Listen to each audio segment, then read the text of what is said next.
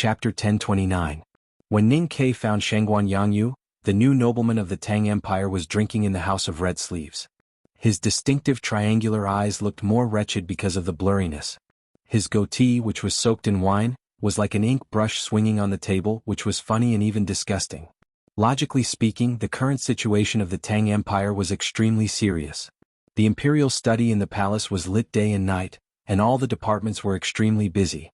He really couldn't understand why Shangguan Yangyu was here, but he didn't bother to ask because he was pressed for time. When Shangguan Yangyu saw him, he sobered up and felt his stomach was heavy. He wanted to go to the toilet to solve the problem, but he didn't dare to leave. He asked, "What's the matter, Mr. 13? Ning Ke said, "I want to kill some people."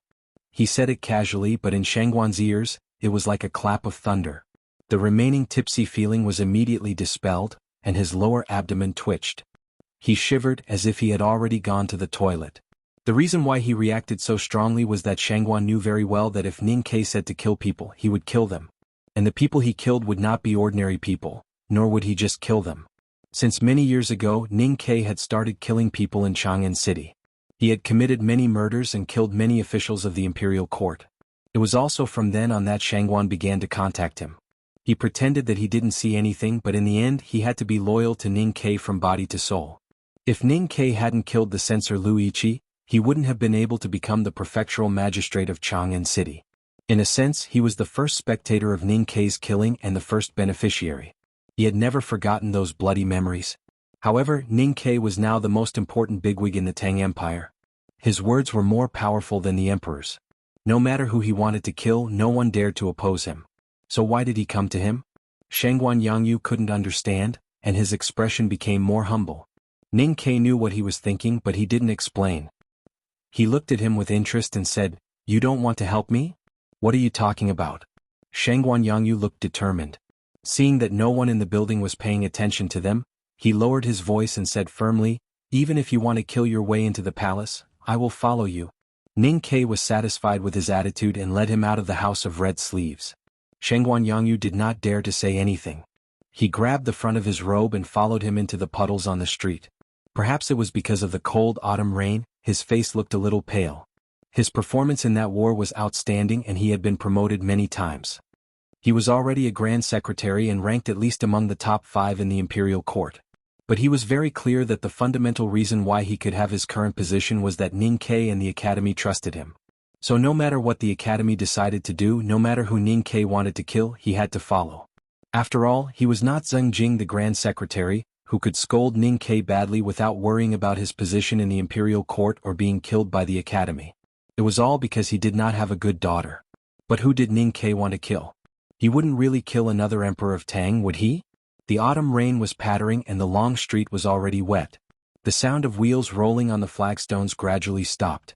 Shangguan Yangyu lifted the curtain and found that he did not enter the palace, so he felt a little relieved. The place Ning Ke brought him to was a large inconspicuous house. There was no sound in the whole house and it looked a little gloomy in the misty rain. Shangguan Yangyu knew what this house was for and felt more and more confused. He thought that if the person Ning Ke wanted to kill lived here, he could just kill him. Why did Ning Ke bring him along? Walking into the main hall of the house, Ning Ke sat on the armchair and took the hot tea from the official of the Ministry of Penalty. He gently pulled the lid off and looked at him and said, "The money and grain counselors from the Ministry of Revenue will be here soon." After saying this, he looked at the corridor outside the hall that was wet by the autumn rain and sensed the looming qi of heaven and earth lock in the air. He said, "Time is a little tight, so we have to hurry." When the whole world attacked the Tang Empire, Li Huiyuan took the opportunity to usurp the throne. He Mingqi was in charge of the Imperial Center Administration and the Southern Gate Temple and caused chaos. No one knew how much blood was shed in Chang'an during those nights. After Ning Ke and the Empress returned to Chang'an and stabilized the situation, the next thing they did was to suppress and purge. The cultivators who participated in the rebellion in the Imperial Center Administration and the Southern Gate Temple were either killed or captured. Now they were imprisoned in this large house. The tactical array here could not trap the powerhouses of the knowing destiny state, but it was enough to turn them into ordinary people. Killing these people is not a big deal. Shangguan Yangyu did not finish his sentence. There are many people to kill. Ning Ke said, "Besides the people here, there are many more people to kill.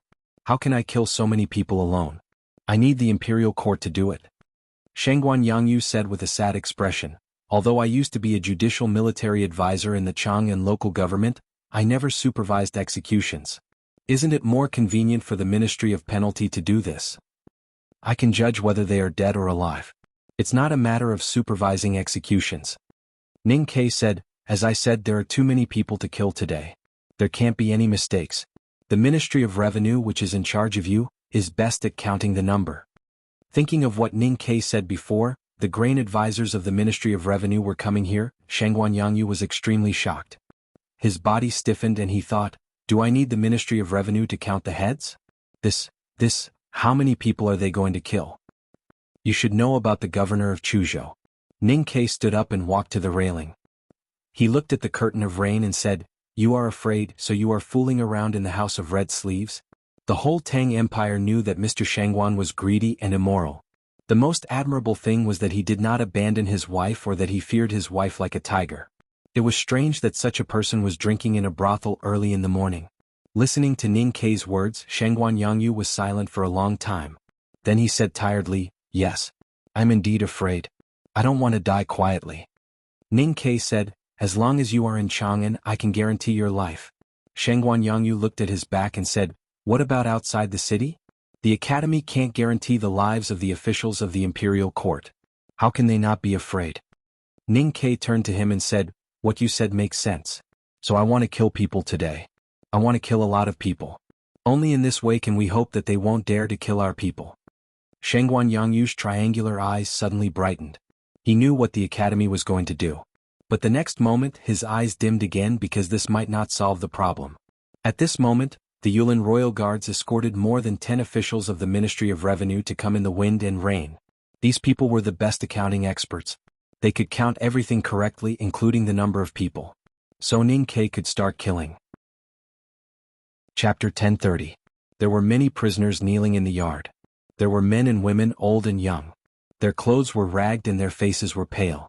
It was obvious that they hadn't seen the sun for many years. They had long lost the courage or desire to continue living. Death was a relief for them. They knelt numbly without any intention of atonement. Therefore, the rain falling from the sky didn't add much solemnity to the scene. The officials from the Ministry of Revenue watched this scene and couldn't help but feel nervous. Their hands trembled slightly as they held their pens. The executioners waiting to the side appeared very calm. Their hands gripping the hilt of their knives were extremely steady. How do we kill them? Shangguan Yangyu stood behind Ning Ke and said in a low voice, all the cultivators who participated in the rebellion are here, except for those who died of illness or torture. Should we kill them all or select them? Ning Ke looked at the prisoners in the autumn rain and said, we may have to kill them a few times. Don't kill them all today. Shangguan Yangyu said, what's the standard? Their importance to the West Hill Divine Palace or the seriousness of the crimes they committed in the rebellion? These guys' hands are all stained with blood. Ning Ke said, since it's for the Divine Hall to see, we can kill them randomly. Shangguan Yangyu didn't understand and asked confusedly, randomly? Ning Ke waved his hand and said, it means randomly. The officials from the Ministry of Revenue looked at each other. Even the experienced killers who were holding their knives were a little stunned. Only Shangguan Yangyu didn't hesitate and waved his hand at the rain, indicating that he would kill half of them first. The blades cut through the rain and landed on the necks of the prisoners. They easily cut through their muddy skin and dry muscles, and cut through their bones, leaving behind a puddle of blood that was not bright red. With a snap, the heads fell on the ground like ripe fruits. They bounced twice in the puddles on the bluestone slabs and then quieted down. The gushing blood was quickly diluted by the rain. Seeing the death of their companions, the prisoners were finally awakened by the fear of death. Their numb nerves regained some vitality. Some of them tried to break free from the ropes and escape. Some of them cried in the rain in despair. Some of them looked at Ning Ke standing in the corridor with hatred in their eyes. The scene of killing was inevitably bloody. Ning Ke was not perverted enough to enjoy it, nor was he interested in making eye contact with those who were about to die. He turned around and walked back into the hall. Raising the teacup that was still warm and taking a sip, he once again raised his head to look out of the courtyard. He saw that more than a dozen corpses had fallen in the autumn rain, and the blood on the bluestone ground had become much thicker. The autumn rain was dreary and hazy. Killing in the courtyard was like weeding. Other than the sound of a blade cutting into flesh and breaking bones, there was only the sound of a corpse leaning forward and crashing into the ground, splashing the water in the puddles. Ning Ke looked at the clear tea in the bowl, thinking about something. Shengguan Yangyu looked at his profile, not knowing what he was thinking. The officials of the Ministry of Revenue continuously drew marks on the list of prisoners. As the names decreased, their faces became paler and paler. It was unknown what they were thinking. The autumn rain continued, and the frequency of the sounds in the courtyard gradually slowed down. The breathing of the executioners became heavier and heavier. Chopping off so many heads was, after all, a very tiring thing. The coroner sent by the Ministry of Penalty and the relevant functionaries of the Ministry of Revenue poured into the courtyard to examine the corpses and prepare to deal with them. After drinking a bowl of liquor, the executioners rested for a while. It was not over yet. Ning Ke had said that they would kill a lot of people today. They would move these corpses away and empty the ground in front of the courtyard. When the executioners recovered their strength, they would continue to kill. More prisoners were sent over. In addition to those sent by the Ministry of Penalty, there were also dozens of people sent by the military ministry at Ning Ke's request. There was no way to kneel on the ground in front of the courtyard, so they had to be divided into several groups. Most of these are just family members. An official of the Ministry of Revenue turned over the prisoner list in his hand and looked at Shengguan Yangyu in shock. He said, "Are we going to kill all of them?" Shengguan Yangyu did not answer his question. He looked at Ning Ke and asked, "Are we going to randomly kill them?" The officials' faces were a little ugly. The hundreds of people who were sent to the court were all family members who were implicated.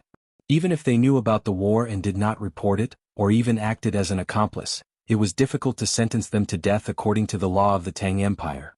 It was the power of the Ministry of Penalty or the Supreme Judiciary to sentence them to death. Were they going to kill them just like that?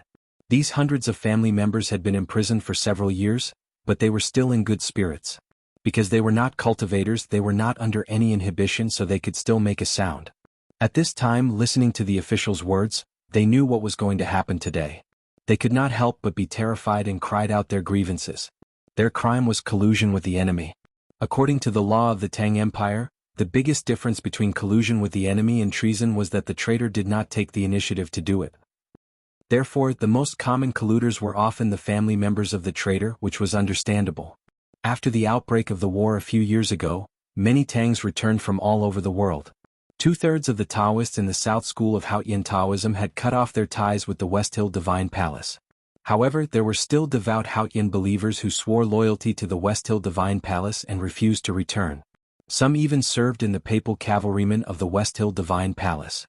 These people were all traitors and their family members were colluders. No matter whether they had cut off their ties with their family members in the West Hill or not, they would always be colluders. Because the blood ties could not be cut off. This was the most cold-blooded and cruel law of the Tang Empire. In the past few years, the Tang Empire had been searching everywhere and guarding the borders. They had captured thousands of people who were suspected of colluding with the enemy and then imprisoned them in the prisons of Chang'an and various counties. Other than upholding the law, the most important reason was naturally to deter and restrain those traitors who were far away from home. Today, Ning Ke was going to kill these people. This was something that no one could understand. Not only these family members could not understand, but the officials in the imperial court also could not understand. The alley on the side of the courtyard was filled with the smell of blood. The heads that had been chopped off previously were temporarily piled on the handcart waiting to be disposed of. Suddenly, a head rolled down and rolled in the rain all the way to the courtyard. It rolled in front of the family members, causing a burst of exclamations and cries. Ning Ke raised his head and looked at the men, women, old and young kneeling in the autumn rain. It was as if he could see the gray wall opposite the old brush pen shop that had been wet by the spring rain many years ago, and he could see the dead darky. Looking at the head in the rain, he thought of the massacre that had happened in the general's mansion many years ago. He thought of the blood that overflowed through the crack of the door and the heads of acquaintances that looked like watermelons. That year there was a spring rain in Chang'an. The imperial court and the divine hall were negotiating and preparing for peace. I led the Fish Dragon Gang and the Yulin Royal Guards into the Guild Hall of Qinghe County and killed everyone in Qinghe County in the rain. He said, "Now that I think about it, I kind of regret it." The officials looked slightly relieved and thought that the academy was kind. But then Ning Ke said, "At that time, we should have kept some and killed them slowly. Maybe we could have gotten more benefits." There was a dead silence in the courtyard.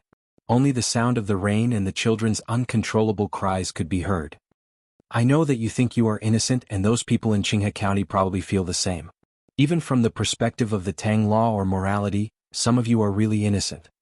Ning Ke looked at the hundreds of people in the rain and said, but I don't care. The officials in the courtyard and the Yulin royal guards were all Tangs. They cared about these things very much, so their faces were a little ugly. But Shangguan Yangyu did not care. He slowly raised his right hand in the autumn rain. He and Ning Ke were both atypical Tangs. The law of the Tang Empire was just a tool for them. As for those beautiful morals or feelings, they could just be appreciated and did not need to possess them. When he raised his hand, the knife fell. When the knife fell, the heads fell. The old cheeks, the young cheeks, and the childish cheeks instantly became extremely pale because of the loss of blood and being washed by the autumn rain. There was no breath of life left.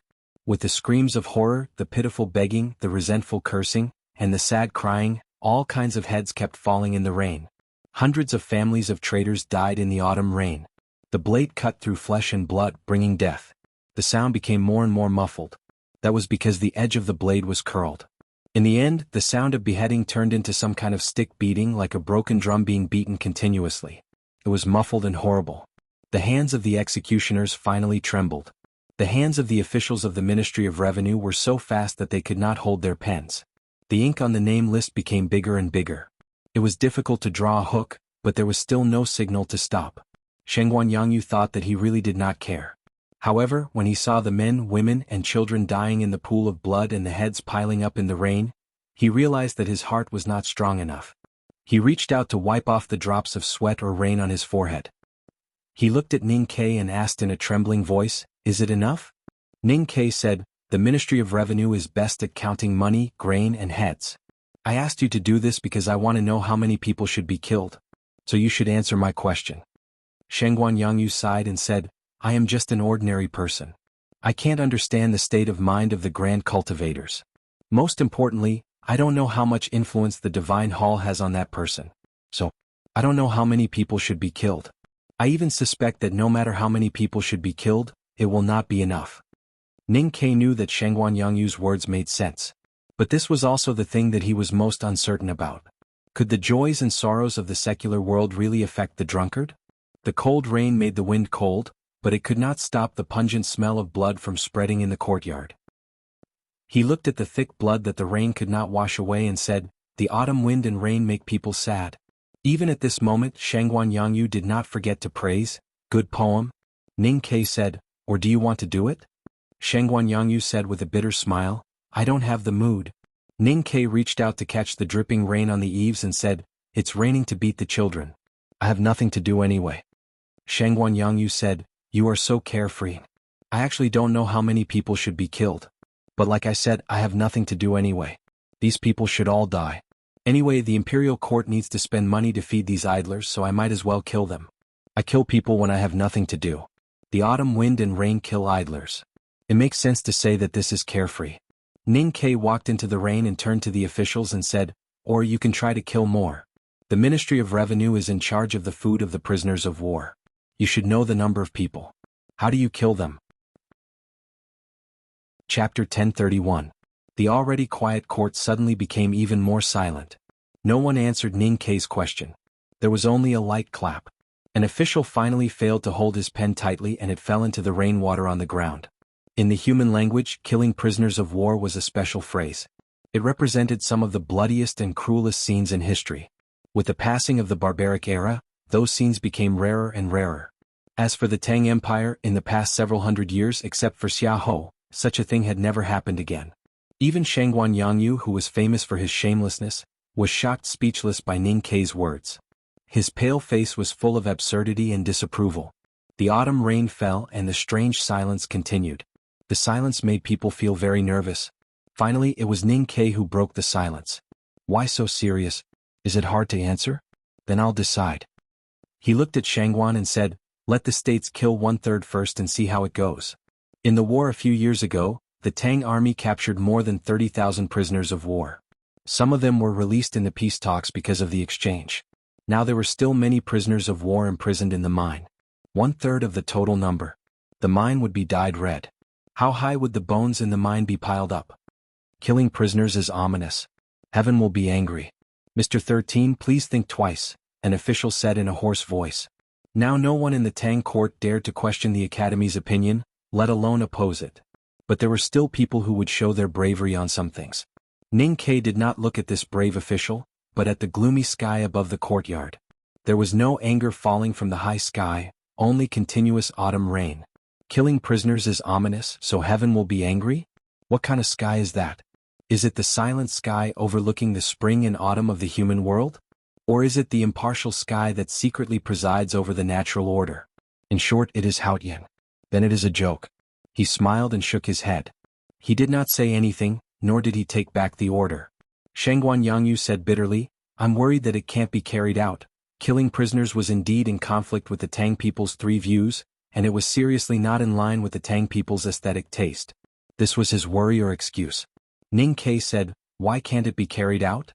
Shangguan Yangyu said, something needs to be done. I'm afraid no one is willing to do it. Ning Ke smiled and said, if no one is willing to do it, why don't you do it? Shangguan Yangyu was the Grand Secretary of the Imperial Court and had the full support of the Academy and the royal family.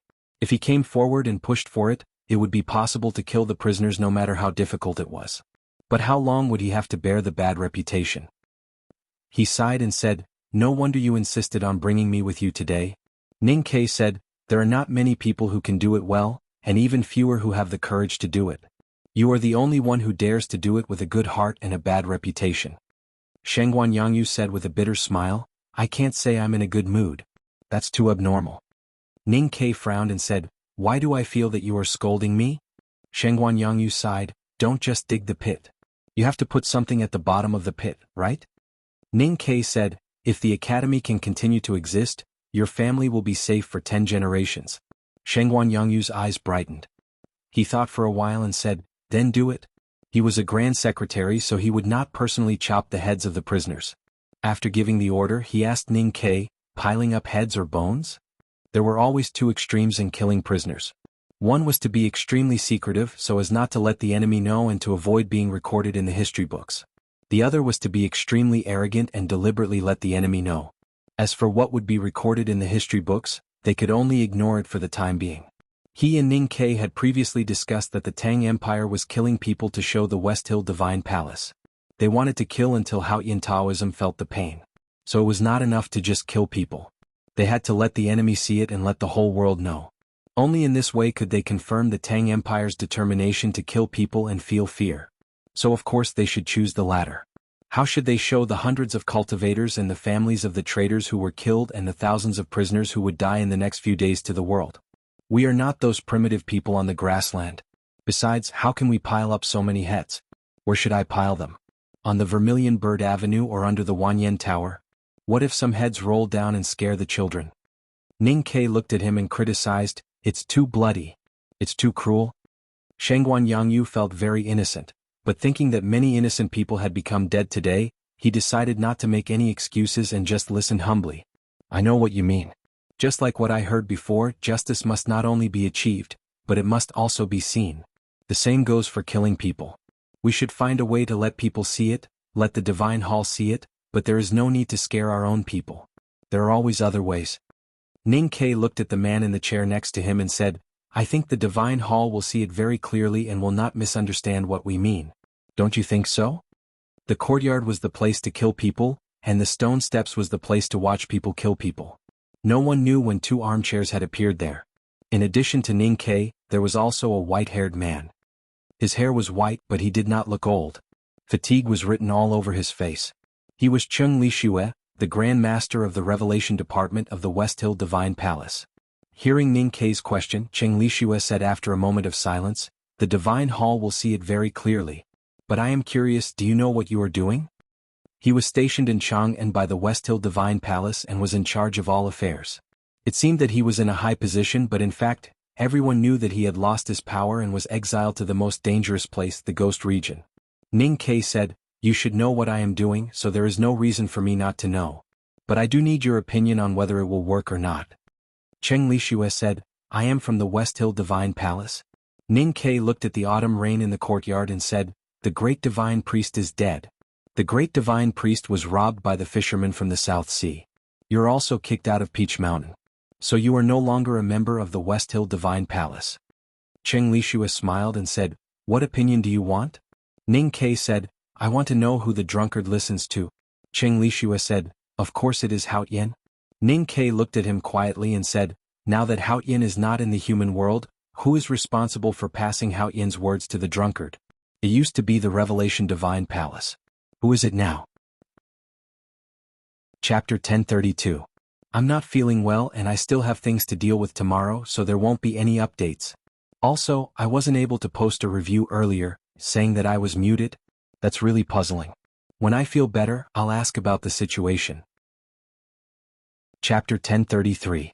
First, there were no updates today, so I'm feeling rather uncomfortable. Second, I figured out that it was a mistake by the subversion of Drunk Blue Silk. I'm speechless. I'll report this to everyone. Chapter 1034. Cheng Lishue only said one thing, the Abbey Dean has always lived on the Peach Mountain. Ning Ke knew what he was trying to say. He looked at the rain and said, Zhao Nanhai wants to be the Revelation Temple. You are still alive. That means something. Cheng Lishue was silent. Ning Ke turned around and continued, your words still count in the Divine Hall of Revelation. Otherwise you would have been dead. Why would the people on the Peach Mountain send you to Chang and for me to kill?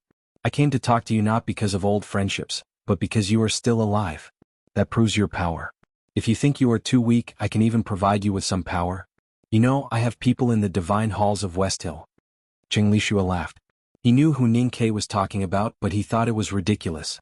But he was in a heavy mood and couldn't laugh. Ning Ke asked, why are you so quiet? Cheng Lishua thought for a while and explained, silence represents will, a very precious will, such as piety, determination, and faith. Ning Ke shook his head and pointed to the gray sky above the rain. He said, if your faith in Hao Yin is pious enough, she should choose you as her successor. The three great divine gods of West Hill had different ways of succession. The great divine god of judgment relied on strength and killing, the great divine god of light appointed the successor, and the great divine god of revelation accepted Hao Yin's will and was directly decided by Hao Yin. When I first met you in the wilderness, General Xu Cheng said that you had reached the peak of the see-through state and was only one step away from the knowing destiny state, just like Long Qing. After so many years, Long Qing has already reached the knowing destiny state or even the peak of it. But what about you? You are still in the same place looking at the same scenery. Even the rain this spring did not change you. Ning Ke said with pity, Hao Yin gave up on you a long time ago. Cheng Lishua said calmly, the threshold of the knowing destiny state is very high. It's normal that I can't make it. Not many people in the cultivation world can reach the knowing destiny state, not to mention that I am still young. A cultivator in his 30s was indeed young to reach the peak of the see-through state, one step away from the knowing destiny state. But that was the past. Open your eyes and look at the human world now. Ning Ke looked into his eyes and said with slight mockery, there have been many changes over the years. It rained when the headmaster ascended to the sky, and it rained again when she returned to the divine kingdom in spring. In this era where there are so many people in the see-through state and so many people in the knowing destiny state, you, the priest of the Revelation Divine Palace, are still in this state. Don't you feel ashamed? Cheng Lishua smiled. There was no hint of bitterness in his smile, because he had already tasted enough of bitterness back in spring. If it was before that spring rain, maybe you could really convince me. But that spring rain proved too many things. My faith in Hao Yin has to become devout and firm again, so I dare not be convinced by you. He left the armchair and walked to the front of the stairs. He turned around and said with a smile, as for who Hao Yin will choose to be the great divine priest of revelation, you are wrong. She chose Long Qing. As long as Long Qing completes the task of wiping out the new stream, he will be the next great divine priest of revelation. Of course Zhao Nanhai wants to be the great divine priest, but he can't. Long Qing? Ning Ke's voice sounded faintly discernible in the thunderous rain. Is she asking him to kill Yi Su to break the barrier in his heart? Will Yi Hongyu let him kill her? Cheng Lishua said, what can the great divine priest of judgment do?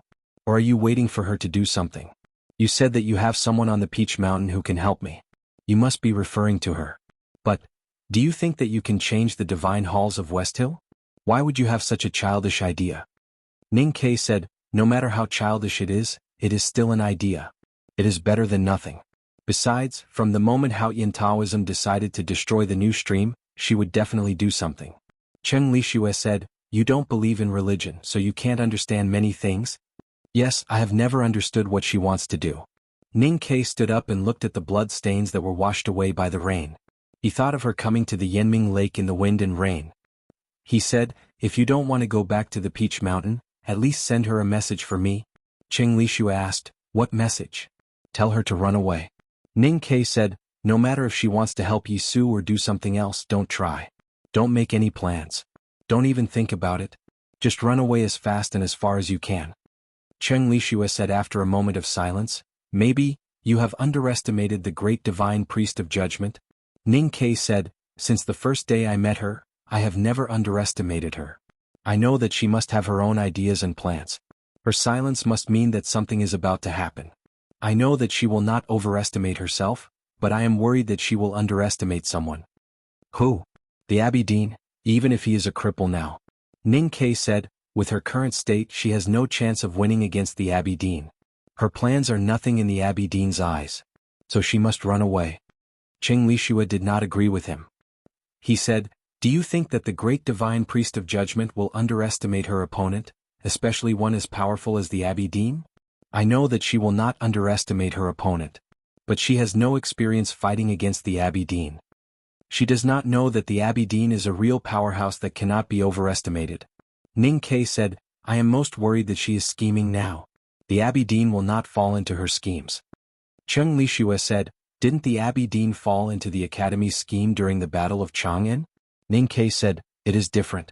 Because my schemes are God's." In fact, what he wanted to say was that his soul did not belong to this world, so the Abbey Dean could not calculate him. But to Cheng Lishua, it sounded disrespectful to Haotian.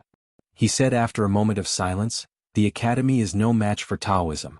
The Tang Empire will be destroyed. Even if the great divine priest of judgment leaves Peach Mountain and joins hands with you, what is the point of this struggle? You and the old members of the Revelation Divine Hall are not willing to join because you think it is a desperate struggle?" Ning Kai said, "What I don't understand is why everyone thinks that Taoism will win in the end. From the moment Lu Yiqing killed the emperor of the South Jin Kingdom, the world has changed. The outcome of the war has become something that can be decided by a few people." Cheng Lishua said, "Judging the situation has become a simple arithmetic problem. It will be much more difficult for you to instigate me and the Revelation Divine Hall." Ning Kai was silent for a moment and then said, "I really want to know how you calculate it. I went to pick up my wife at noon. She suddenly felt dizzy when she answered my call. She thought it was an earthquake. I told my colleagues and sisters but no one believed me. After I went downstairs I saw that the yard was full of people and realized that it was an earthquake. It was an earthquake in Songyuan, and it was quite far from where we are. Then I went home for lunch and bought her some tofu pudding. It was salty and I put it on the table. I didn't notice that the bag was not tied tightly so it spilled all over the table. There was gravy and white tofu pudding everywhere. After walking the dog I rubbed between my eyebrows and started to work. She has not been feeling well for the past 2 days. She has been sleeping since noon." Chapter 1035.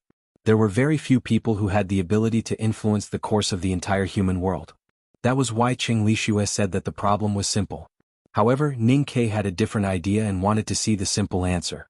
Cheng Lishua looked at him and said, "Mr. First can only stay in the palace with the Tang Emperor until you come back from the Shenkong Temple. He can't leave Chang and until you come back from the Shenkong Temple. But he still has to follow the drunkard." Mr. Second held up the entire Buddhism sect with a sword, which shocked the cultivation world.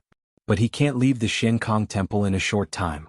After all, he is not the headmaster of the academy. He continued, "Mr. Third's whereabouts are elusive and no one seems to know. But in fact, we all know that she has always been on the grasslands with Tang, leading the powerhouses of the Desolate Man's tribe to secretly kill the people of the Eastern Royal Court."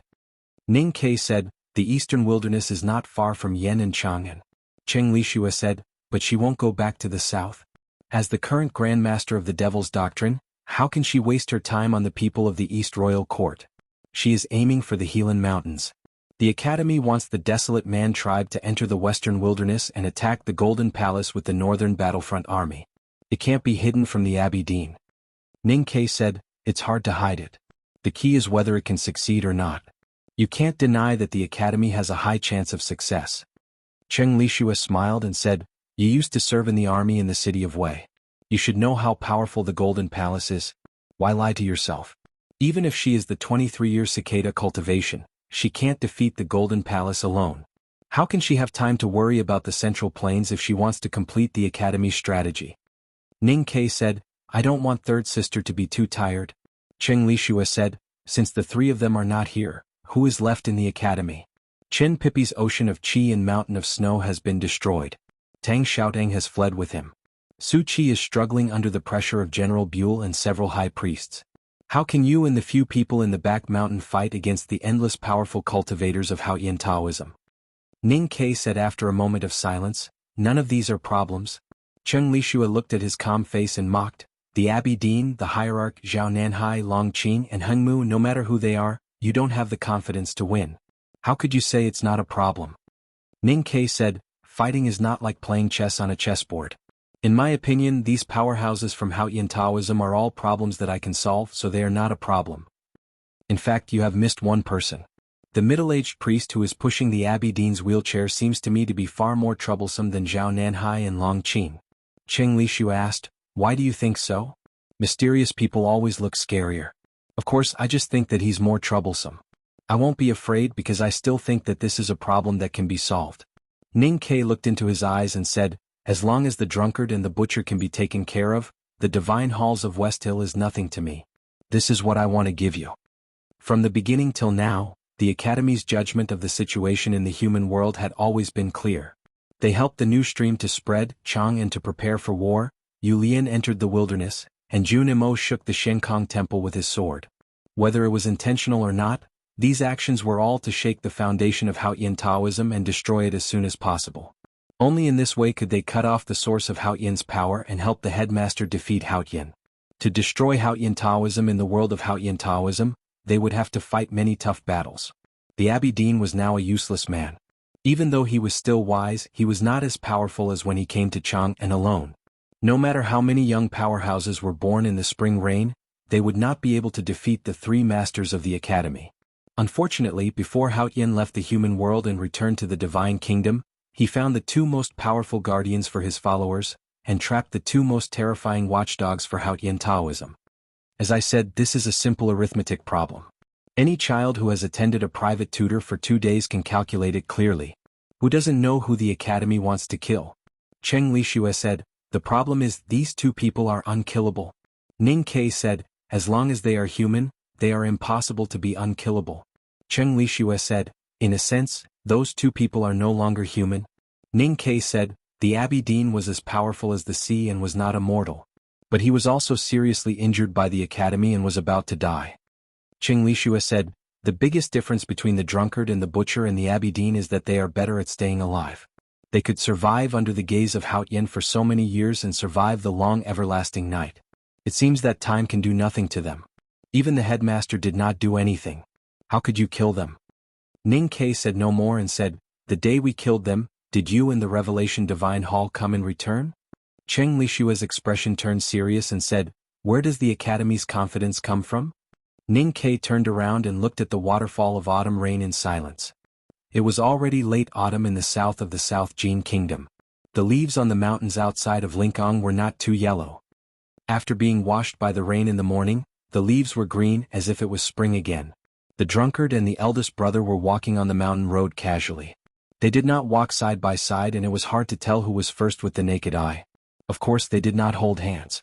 But they were still temporary companions on the journey. The Abbey Dean was sitting in a wheelchair. They were the two fastest people in the world. But they walked very slowly on the mountain road in the rain and looked very elegant and calm. In fact, I know very well that the academy has always wanted to kill me more than the butcher. Because I am faster than the butcher, I am the biggest threat to you. The raindrops fell on the drunkard's gown and rolled down like dewdrops on a lotus leaf. His voice was also like the raindrops, without the usual vicissitudes and decay. The eldest brother looked at the blood on the front of his gown and said, and you used to be the one I wanted to hold hands with the most. The drunkard smiled and asked, why? The eldest brother said, we want to help the headmaster defeat Haotian, so we have to destroy Taoism.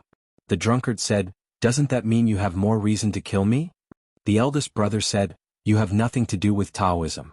If you can hold hands with the academy and destroy Taoism, it will be just a matter of a thought.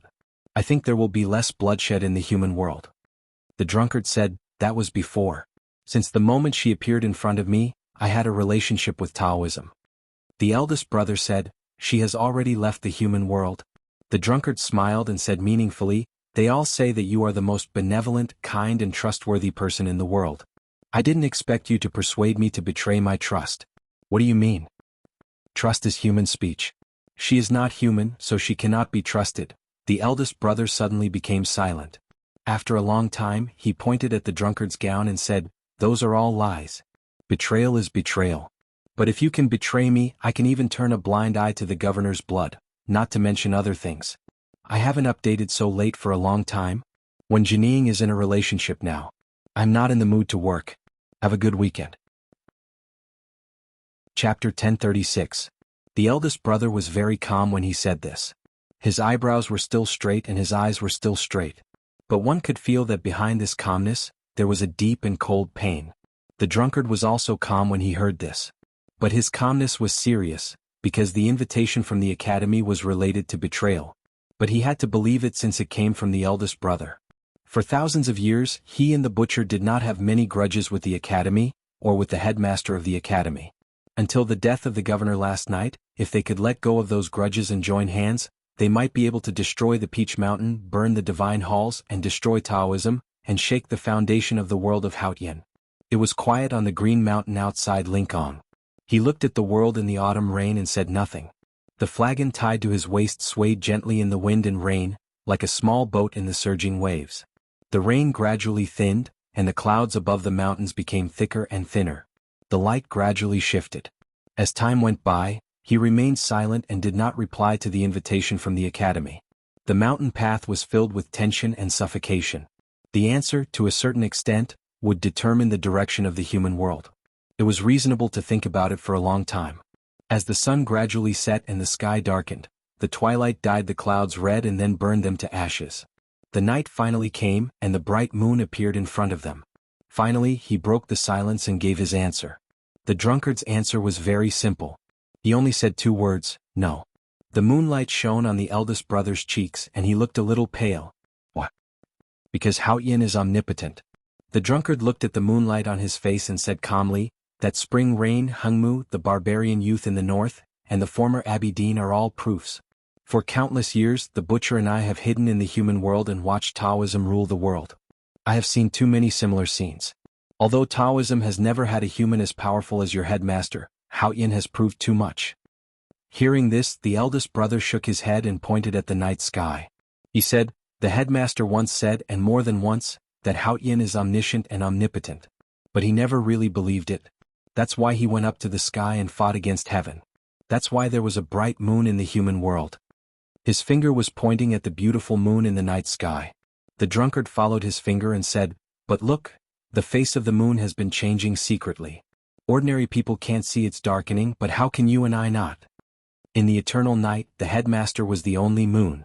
The dimming of the moon meant that the headmaster was gradually weakening. A powerhouse like the drunkard would not be wrong about the astronomical phenomenon. In fact, the academy was well aware that it was a fact. The disciples, including the eldest brother, had been in a state of anxiety. "But since it's still lit up, there's hope," eldest senior brother said. The drunkard shook his head and said, "Even if it can shine for tens of thousands of years, what's the point to me? What I want is eternity. Apart from Haotian, who can grant me eternity? If your teacher can't do it himself, how can he help me? Since the academy can't give me what I want, how can they convince me?" Eldest brother was silent for a long time before he asked, "Are these really that important?" The drunkard looked at him and said, "The meaning of life is to survive." The eldest brother said, "Shouldn't it be experience?" The drunkard sneered, "Only those who can't be eternity will ignore the meaning of eternity. Only those who can't eat grapes will say that it's sour, and say such sour and useless nonsense." Eldest brother sighed and said, "Then in your opinion, the word love must be sour and useless. As I said before, I have no love for the human world. What is love? After all, you are still too young and not old enough. You don't understand that in the face of time, these words are really insignificant." Speaking of this, the drunkard's eyes revealed some sadness and nostalgia. He said, "I am old enough, I have lived long enough, and I have seen enough things. Joys and sorrows, parting and reunions are constantly replayed in front of me. For me there is nothing new in the world, so why can't I see through it? Time will kill all your old friends, turn your new friends into old friends and then kill them again. You will become a wise man who is indifferent to love, and you will become a walking corpse whose body and soul are rotten. But at the same time you will think a lot and you will finally understand that the meaning of life is to exist, and there is nothing else to ask for. He looked at the night sky and said calmly, I have been with this damn thing time for too many years. I know very well how invincible it is, so I will not miss any opportunity to defeat it. The drunkard tonight was a little different from before. In the past, no matter in the small town or in the Shenkong temple, he was not powerful like a stone in the wilderness. But now he was a steep mountain. Because in the past, he restrained himself without thinking and went with the flow, like a rotten wood or a stone that could not speak. But tonight he was thinking and expressing his thoughts, so the mountain came to life. Hearing this, eldest brother was silent for a moment, and then asked, Then what about freedom? The drunkard said, What is freedom? It is mastery, understanding, and the boundary of knowledge and vision. Indeed, it is more wonderful than love and desire. But who can be free? The eldest brother shook his head and said, There is no absolute freedom, but we will yearn for it, so we will pursue it. The headmaster used to fly in the dark sky. I think he must have been very happy even though he was lonely at that time. The drunkard squinted and said, Even if touching the boundary will lead to death? Even if breaking the boundary will lead to death? Because of what happened to Sang Sang, youngest brother once taught me that we should not destroy all possibilities just because of a bad possibility, because life is the combination of countless possibilities. Eldest brother said, Then to live without possibility is to die. The drunkard said, Maybe the outside world is never as good as you think. Youngest brother once said that the destined journey of mankind is the sea of stars. The eldest brother looked at the stars in the night sky, as if he was looking at the real stars outside the night sky. He smiled brightly and said, Although I don't like to travel far, every time I think about it I feel excited and overjoyed. I feel that there is a great joy in it, which can even surpass the fear of death. The drunkard thought for a long time and asked, What is the name of such a joyful journey? The eldest brother said, It should be called free and unfettered travel. Hearing the words free and unfettered travel, the drunkard looked at the stars in the sky and forgot how to speak. Surprise. Don't you feel surprised? Yes, I said in the comments section that I wouldn't update today. But I feel better, so I wrote it. It's mainly because I like this chapter and attach great importance to it. Yeah. Chapter 1037. The drunkard looked at the stars in the sky and kept silent for a long time. The emotion in his eyes did not dissipate, as if he had drunk too much wine and strayed into the depths of the sea of stars. He was so drunk that he did not know where to go back even if he knew. Or, it's really beautiful. He looked at the stars and his eyes suddenly showed some fear, like a child seeing the strange world on the other side of the mountain. He was full of fear and uneasiness and his voice trembled, but it's also terrifying. The sweetest honey was often the most poisonous arsenic, and the most beautiful yearning was sometimes the greatest fear. It was good to be free but bad to have nothing to rely on. Everything depended on one's thoughts. The eldest brother sighed softly, knowing that the drunkard had woken up and made a decision. The drunkard looked back at him and said seriously, Existence is the most important thing to me, more important than anything else. I can give up a lot for it. The eldest brother said, Existence and pursuit are not contradictory. The drunkard said, But the pursuit of the academy is contradictory to the will of Haotian. The eldest brother said, What does Haotian's thought have to do with our existence? The drunkard said, I can exist for so many years because I will never fight a battle that I will definitely lose. Even your headmaster can't defeat Haotian, how can I? The eldest brother kept silent for a long time and suddenly said, What about the academy? The drunkard slightly raised his eyebrows. The eldest brother looked at his eyes quietly and said, If you don't go against Haotian, you will go against the academy. You don't have the confidence to defeat Haotian, so how can you be sure that you can defeat the academy? The drunkard's raised eyebrows turned into two still strokes in the night wind. The eldest brother said, If we can't instigate a rebellion, we will settle it anyway. The drunkard said, What can the academy do? The eldest brother said, The academy will fight desperately. The academy once fought desperately in the Lank Temple in the autumn rain. Later, in Chang'an, in the Verdant Canyon, and in the wilderness, the academy once fought desperately against the enemies with their own lives. The disciples of the academy were proud and even narcissistic. They valued their own lives and the lives of their peers more than anything else. When they started to fight desperately, it meant that they were in a desperate situation, and they would certainly burst out with unimaginable brilliance. The sage of sword Liu Bai, the chief monk of scripture, and the abbey dean. No matter how powerful the academy's opponents were, once they started to fight desperately, there would be no one or Haotian that they couldn't defeat. Would the drunkard and the butcher be exceptions? What's interesting is that those in the academy who are willing to risk their lives can't catch up with me. For example, Lin Wu, Junemo, and even Ning Quebec. Those who can catch up to me won't risk their lives. The drunkard looked at him and said calmly, if the academy wants to fight with me, you are the best and even the only choice. You and I are both distanceless. We walk the same path and see the same scenery. That's why we can meet. This is the premise of fighting with your life. But are you sure that you will fight with your life? Eldest brother said, everything can be learned. I'm good at learning. The drunkard said, when we were outside the Shenkong temple, I praised you for your rapid progress. You were much stronger than when you were fighting against the Abbey Dean. You are indeed the headmaster's favorite disciple. You are indeed good at learning and better than Junemo and Lin Wu. But are you sure you can learn to fight desperately? The eldest brother sighed and said, it's easy to risk one's own life, but it's difficult to risk others' lives.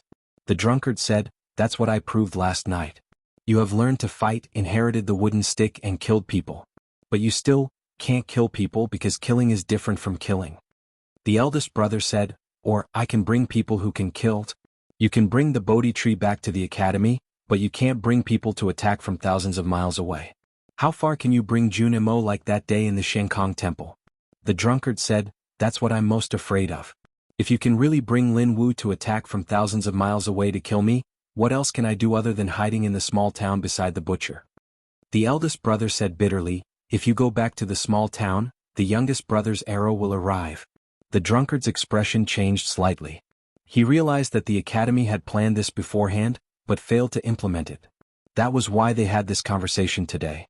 The autumn wind suddenly blew, and the water drops on the leaves fell down. His figure suddenly disappeared. The eldest brother looked a little angry. The dense water drops fell on his cotton-padded gown as if falling on the beach.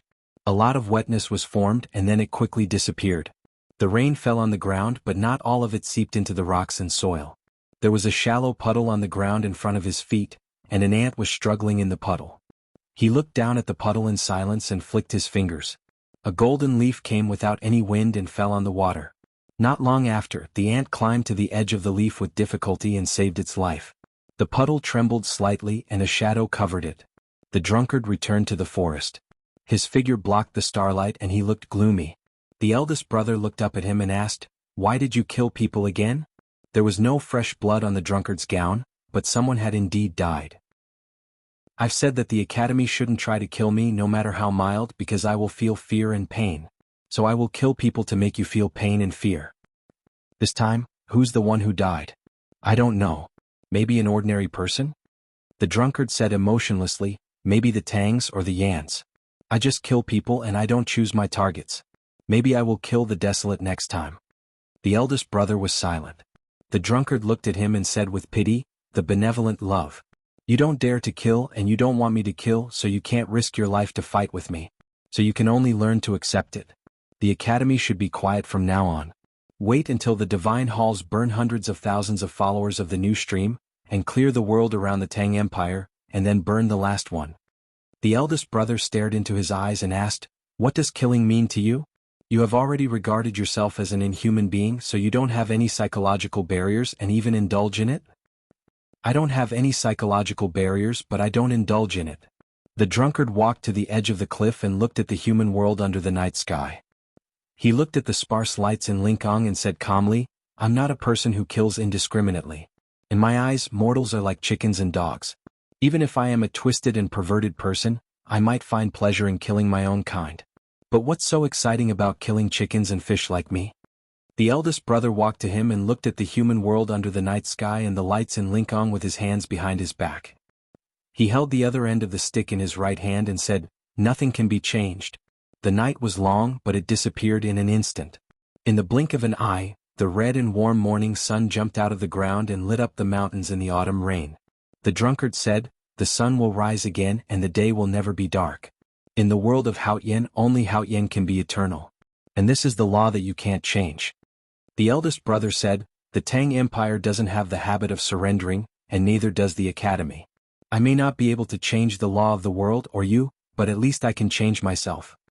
The drunkard looked at his right hand that was holding the stick and asked, you want to kill me? The eldest brother said, I can't kill you, but I can kill others. The drunkard frowned and said, You mean change, even degeneration? The eldest brother said, Yes, even degeneration. The drunkard was silent for a moment and asked, Who are you going to kill for me? The eldest brother said, I'm going to the small town to see the girl who sells wine. I want to see if she is beautiful. I want to ask her how old the wine is and if you owe her money. The drunkard was silent for a long time and said, Go ahead. Chapter 1038.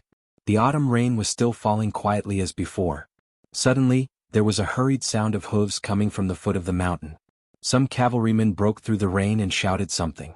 The eldest brother, who was about to leave, glanced at the drunkard. The cavalryman was soaked. His handsome warhorse was covered with mud. The solemn and magnificent black and gold armor was no longer what it used to be. He looked extremely embarrassed. It was a cavalryman from the divine halls of West Hill. It seemed that there was something urgent. The drunkard raised his eyebrows slightly. It was a rare reaction for him because there were not many things in the world that could move him. It was very difficult to find him and Li Man in the autumn rain. At this moment, only one cavalryman came to the foot of the mountain. The divine halls of West Hill must have sent tens of thousands of people to search for them. What was going on? The cavalryman knelt down in the rain and dared not to get up. He told the drunkard the news that the divine halls wanted the drunkard to know with a trembling voice. Ning Kai started killing people in Chang'an. Listening to the cavalryman, the drunkard raised his eyebrows higher and higher, while the eldest brother's eyebrows became more and more flat. They had different emotions. The divine halls of West Hill did not know who Ning Kai had killed and how many people he had killed. They only knew that he started killing people. And according to the information from the Tang Empire, all the prefectures and counties were preparing to kill people. Before I was really going to leave, to kill people. The eldest brother turned around and looked at the drunkard. His flat eyebrows hid deep guilt and self-blame. He said, But now it seems that the youngest brother is much braver than me. This determination has nothing to do with bravery. It is just a habit. He is used to killing people and fighting with others' lives. As I said before, he is good at risking his life. The drunkard said expressionlessly, But as I said before, I have no love or hate for the human world. So Ning Kai's method is meaningless to me. The eldest brother pointed at the cavalryman kneeling down in the rain and said, But it is useful to Taoism. Otherwise they would not be looking for you so anxiously. Maybe you should listen to their opinion. Hearing this, the cavalryman lowered his head even more and his voice trembled even more. He looked so pitiful, like the weak yellow leaves in the rain that could be broken at any time. Please, wait a little longer. The drunkard said sarcastically, No matter how many people Ning Kai killed in Chang'an yesterday, and no matter how many people he will kill in the future, do you think I care about the lives of those ordinary people? What's the point of waiting? Eldest brother said, Killing all the Tangs is not the ending you want. You are also waiting to be persuaded. What youngest brother did was just to give you a reason. The drunkard said, That's too childish. Do you think we won't kill each other if you kill each other? Is he really not afraid of chaos in the world? The eldest brother said, The world that Hao Yin wants to rule is not a cold and uninhabited world. That way she will also die, so she doesn't want to see the world destroyed. The drunkard's eyes turned sharp and he yelled, Does he really dare to destroy the world? Not to mention Hao Yin, even the headmaster would kill him directly. How preposterous. The eldest brother said, No one can change the youngest brother's decision. Neither Jun Imo nor I can persuade him. Hao Yin has no influence on him. As for the headmaster, the only person who can probably control him, he is not back yet. If he really wants to destroy the world, who can stop him? At this moment, dense hoofbeats came from afar. The sound was even louder than the sound of falling rain. Hundreds of cavalrymen of the divine halls galloped from Linkong to Autumn Mountain from other places. The eldest brother looked at the scene and the anxious cavalryman and said, The Abbey Dean knows Ning Kai's decision very well. So, he will definitely try to persuade you. One day in late autumn, the governor of Chuzhou of the Tang Empire passed away. On the same day, 531 people were killed in Chang'an. In the following days, the Tang Empire states and counties secretly executed a group of prisoners, numbering more than 2,000. These people were old and young, male and female. They were prisoners, but they were not condemned to death. They were executed for only one reason. The drunkard killed the governor, which made the Tang Empire furious and fearful. Ning Kai killed thousands of people to make Taoism furious and fearful. It was an equal revenge, another form of sacrifice. Just as Ning Kai had predicted, the West Hill Divine Palace fell into a frenzy of anger and cold fear after receiving the news. When the Divine Hall learned that the tens of thousands of captives left in the Tang Empire during the previous war were now facing the fate of being secretly executed, these two emotions reached their peak. Fortunately, it only took the Divine Halls of West Hill a day to find the drunkard on Autumn Mountain outside of Lincoln. With the help of Mr. First of the Academy, they persuaded the drunkard to wait for a while. Even if they only waited for a day, it was still a show of respect for Taoism. The cold rain never stopped.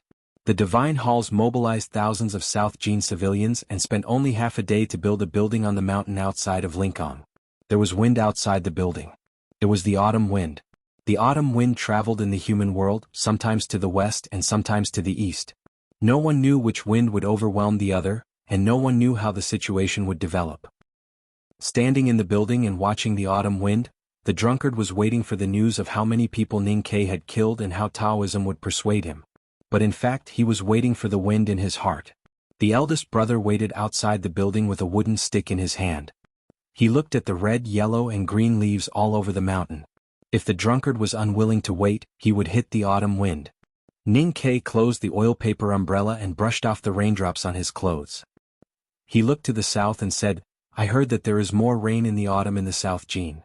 If I were the person in charge of the Divine Halls, I would build a pavilion for the drunkard. It's boring to wait for such a bigwig and senior. I have to serve him well." Cheng Lishua took off his headscarf and let his snow-white hair spread out. He walked to the edge of the city wall and looked at the city of Chang and that had been washed clean by the autumn rain. After a moment of silence he said, "As I said the other day, even if you can intimidate Taoism, you can't influence the drunkard. Whether Taoism can persuade him is also a problem. If you want the drunkard to stop, why can't you stop for a while? You should know that you've killed so many people. I only need to be sure that my means can intimidate Taoism. How Taoism can persuade the drunkard is their problem. I believe in the Abbey Dean's wisdom and ability." Ning Kai said, "I can spare the others for now.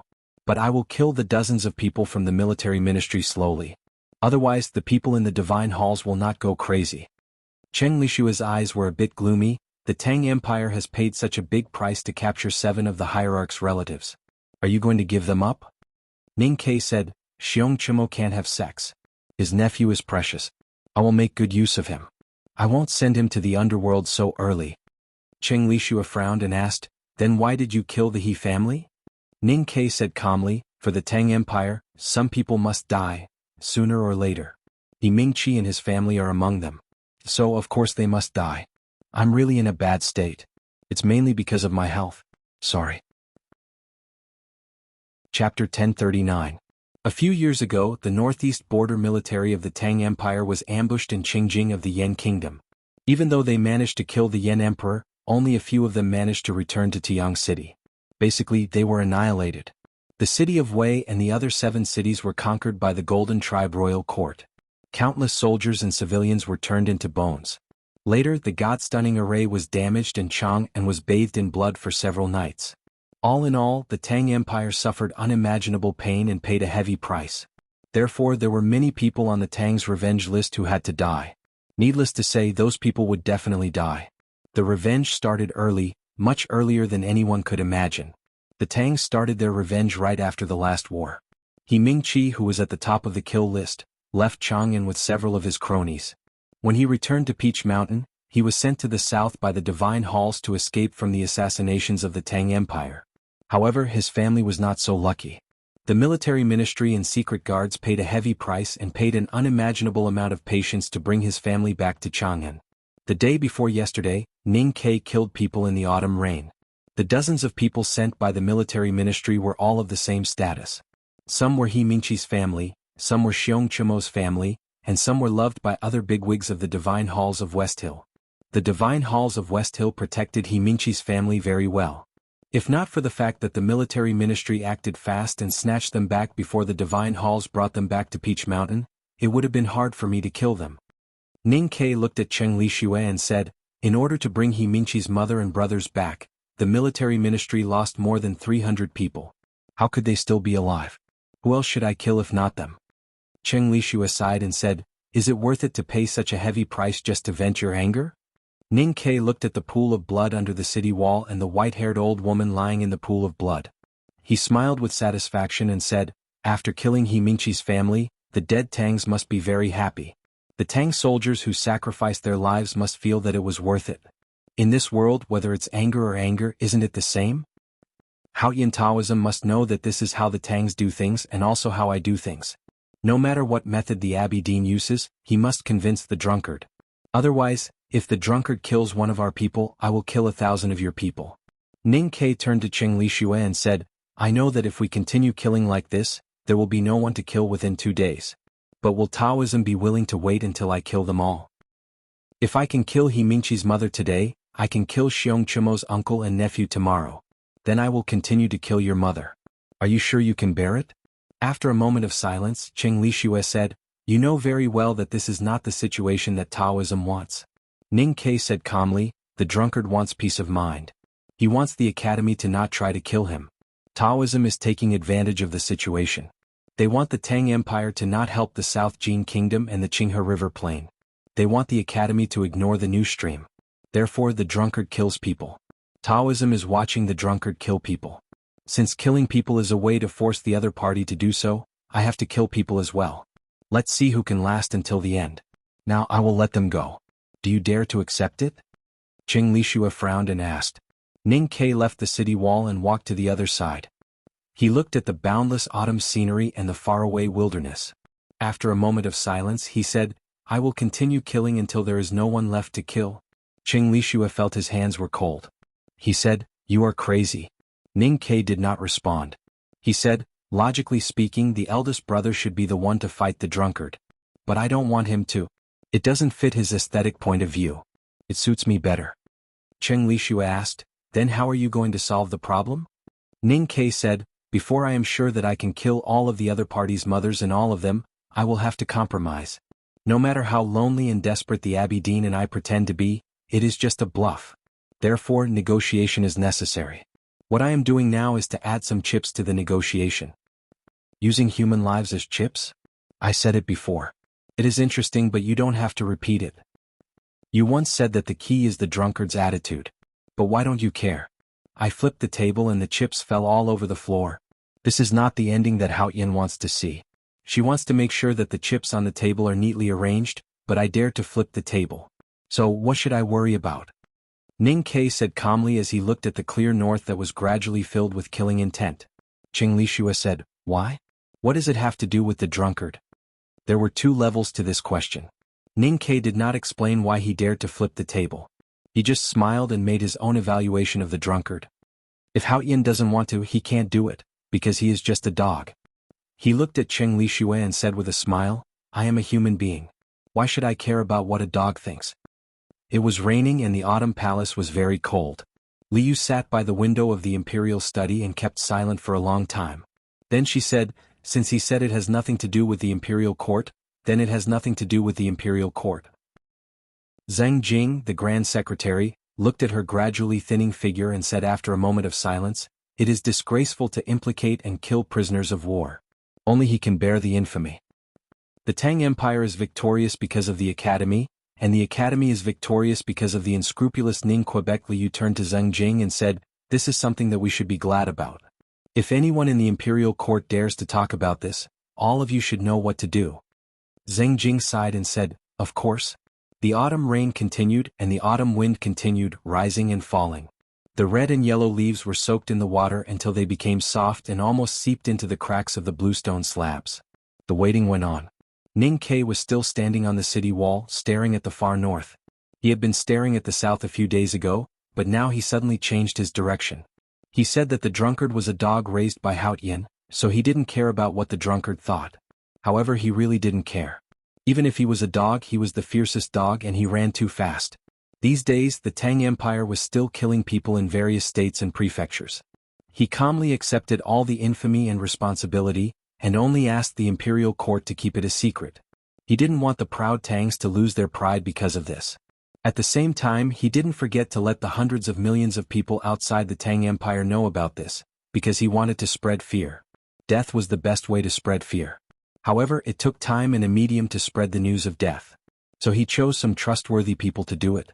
A few days ago, he chose Chu Yuxian and Qinqi, which meant that they would go to the West Hill Divine Palace to negotiate and frighten people along the way. No Tangs could refuse the Academy's arrangement, but their reactions were different.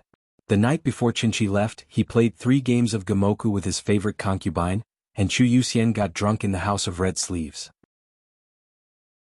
Chapter 1040. I have a problem with my body.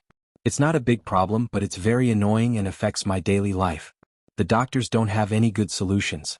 These few days they have been trying to solve it. It's not very successful, but there are signs of it getting better. I won't talk about the specifics, but there are many situations that I can only face alone, such as sickness. There shouldn't be any updates for the next few days. When I get through this evil 36 years old, I'll see if it will clear up or if everything will go smoothly. I'll report to everyone. Thank you for your understanding. Chapter 1041. The carriage was shaking in the autumn wind, and there was a whistling sound coming from the window. Raindrops came from the wind, and the curtain was wet in a short time. The oil lamp in the carriage was flickering, and it seemed that it would go out at any time. Under the light, Chu Yuxian looked pale, not because of fear but because his father, who was sitting opposite him, was even paler than him, and he was crying. Tears streamed down old Master Su's face as he gripped his son's hand tightly, refusing to let go. Perhaps it was because the carriage was shaking too violently, but his voice was trembling as well. All these years, we've spent tens of thousands of taels of silver on you. The family wanted to give you a good life, but who would have thought that we would send you down this road of death? If I had known this, I wouldn't have let you enter the academy. Hearing this, Chu Yuxian was silent for a long time. Suddenly, he lifted the curtain and pointed to the gray sky and the wind and rain, saying, "Father, a person's life is just like the sky. No one can predict what kind of weather we will encounter. But I know that we will encounter something sooner or later, so we have to do something big. The thing between the Imperial Court and the Divine Hall this time is the biggest thing in the past 1,000 years. He retracted his hand, pointed at his own nose and said, "And I, your son, am going to handle this matter. Don't talk about a few thousand taels of silver. Even if you take out 10 million taels of silver, you won't be able to buy this position. But what's the use of you going there?" Old Master Chu cried and said, "Whether the Imperial Court or the Academy wants to negotiate with the Divine Hall, it's the bigwigs' business. It doesn't matter if you go or not. It's their business. Why do you have to take the risk?" Chu Yuxian didn't explain it clearly and said, "Don't think too much. Didn't you say that we will fix the genealogy in the spring? You have to do it well. If I really can't come back, my memorial tablet must be placed in a good place." Old Master Chu was furious and scolded, "Stop saying such unlucky words. You are the only child of the Chu family. How can you die?" Chu Yuxian didn't take it seriously and said, "I'm just saying." Old Master Chu slapped him on the head. He knew that he couldn't change anything, so he forced a smile and scolded, "Even if you die, how can you expect to fight for a good position in the Ancestral Hall? Don't tell me you dare to put it on your grandfather's head?" Chu Yuxian said angrily, "If I die, I will die for my country. Why can't I?" The curtain was lifted slightly and the wind and rain seeped in. Qinchi walked in with an expressionless face. Old Master Su knew that it was time to leave. He sighed and walked out of the carriage. Looking at his father's stooped back, Chu Yuxian was speechless. In the end, the father and the son laughed and scolded each other. It seemed that the atmosphere was much more relaxed, but he knew very well how his father felt at this time, just like everyone in Chang'an knew that they were going to die. Qin 7 ignored his emotions at this time. He looked at the file in his hand and said, "If you don't want to die, don't think about dying." There were 2 people who wanted to die in the same sentence, so the meaning was naturally different. Chu Yuxian looked at the think tank of the Fish Dragon Gang and sighed, "They say that you are resourceful, but I really don't believe that you can find a way out of this dead end." Qin 7 still lowered his head and read the information on the file in the dim light. He said, "Those are not important things."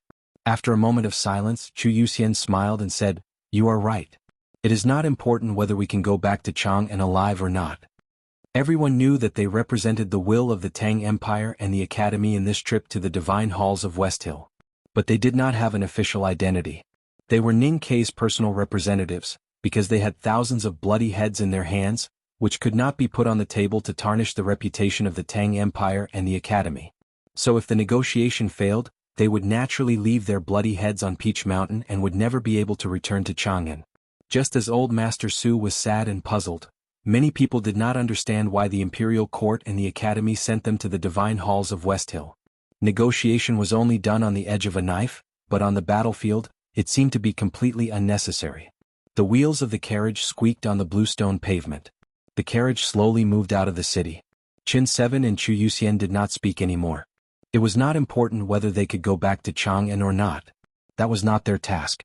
In this trip to the West Hill, apart from promoting Ning Kei's cold-bloodedness and showing the thousands of heads, their real task was to send a message to someone on Peach Mountain.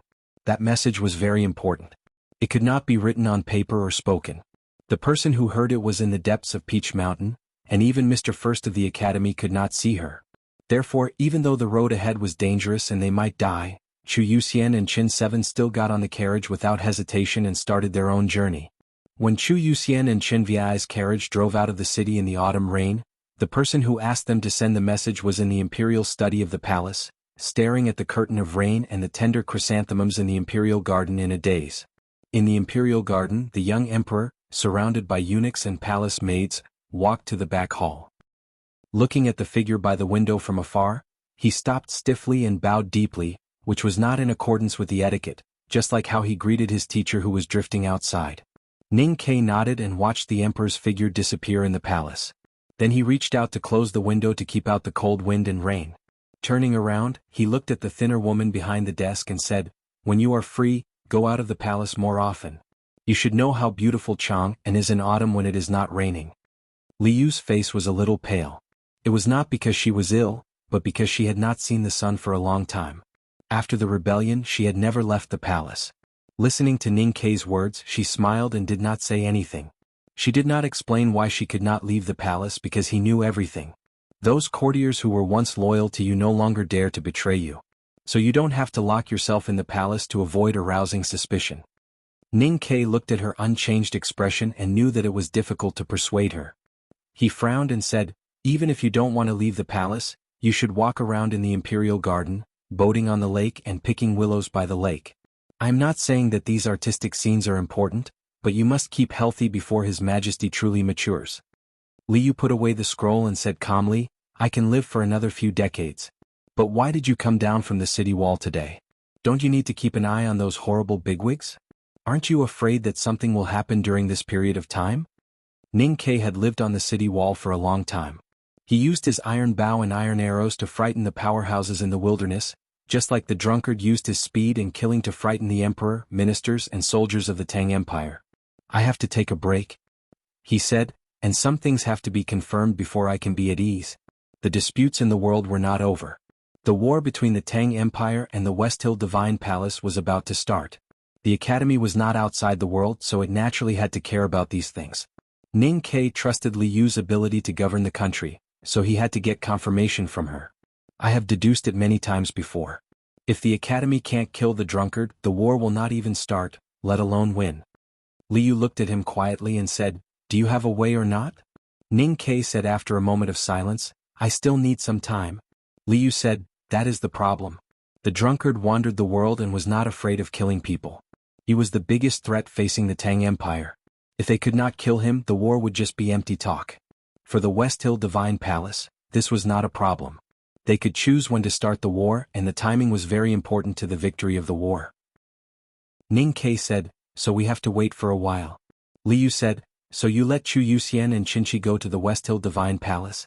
Ning Kei said, "The joys and sorrows of the world cannot affect the drunkard, but it can affect Taoism. We can only hope that Taoism can affect the drunkard." Liu said, "What if they can't?" Fortunately, people like the drunkard and the butcher never do meaningless things, including meaningless killing. They are Haotian's dogs, so they must carry out Haotian's will. And the person who interprets Haotian's will is on Peach Mountain. "You mean the Abbey Dean?" "Yes." Liu said, "If Chu Yuxian and Qinchi go to the Qinghe River, will the clans talk to them? If they know that you have killed so many people?" Ning Kei said, "The more people I kill, the more the clans in the Qinghe River will want to talk to me. Even if they don't talk, they will at least invite them to dinner." Liu was a little worried. She looked at him and said softly, "But the more people you kill, the more famous you will be. Even the Tangs can't accept such a killing." Ning Kei thought of the scene he had seen from the window and the fear and unhappiness on the face of the young emperor in bright yellow. He couldn't help but laugh at himself and said, "I'm not like eldest brother after all." Liu said, "You can be like that." Ning Kei said firmly, "I don't want to be like eldest brother. Because he is just a good person but not a person who can talk to the whole world. Talk to the whole world? Yes. What do you mean? When I speak, the whole world must hear my voice. Has there been such a person before? Of course the headmaster can do it and so can eldest brother. But they didn't. Because as I said before, they are good people. Who has done it? If youngest uncle didn't exist, Lotus could definitely do it. Even if he has to destroy the world? That is his purpose, not mine. Ning Ke paused and said, I just want to talk to the world. It was just a talk. His attitude was very gentle, even a little reserved and humble. But somehow, Liu felt that the air in the imperial study had become cold, even colder than the autumn rain outside the door. She walked to Ning Ke's side and opened the window, letting the wind and rain in, as if she felt that she could get more warmth this way. The autumn rain kept falling in the imperial garden. The golden chrysanthemums were still dazzling as if they were burning. But in an inconspicuous corner, there were many broken branches and fallen leaves. The wet soil half covered the fruits that were about to rot like skulls. The entire Tang Empire was shrouded in the cold autumn rain. The withered trees by the road were as wet as the pedestrians under the trees. Just like the execution grounds in each prefecture, there was sticky blood everywhere, and all kinds of skulls were soaked in the blood. This autumn, Ning Ke wanted to talk to the world. Just as he had said to Cheng Lishue, since the world refused to listen to his voice quietly, then he would put all his chips on the line. Those falling fruits in the autumn rain and those skulls soaked in blood were all proof of his determination and will. Under such circumstances, Chu Yuxian and Chen Qi's carriage drove out of the verdant canyon, past the misty rain, and arrived at the Qinghe prefecture. Hundreds of crossbows were aimed at the carriage, and dozens of powerful cultivators in the see-through state were waiting silently in the alley on the side of the street. The bigwigs of the warlords in the Qinghe prefecture were not in the manor by the Fujian River, but in the largest restaurant in Yangzhou. As long as they gave the order, arrows would fall like rain, and dozens of powerful cultivators would attack together. The people in the carriage would not be able to survive. There was dead silence in the restaurant, and the heads of the warlords did not say a word. I haven't seen you for a long time. Bow to the ground. I suddenly think of the sentence I often heard on the Spring Festival Gala. I really miss you. Those who follow my Weibo should know that I have been suffering from tinnitus for the past 2 months.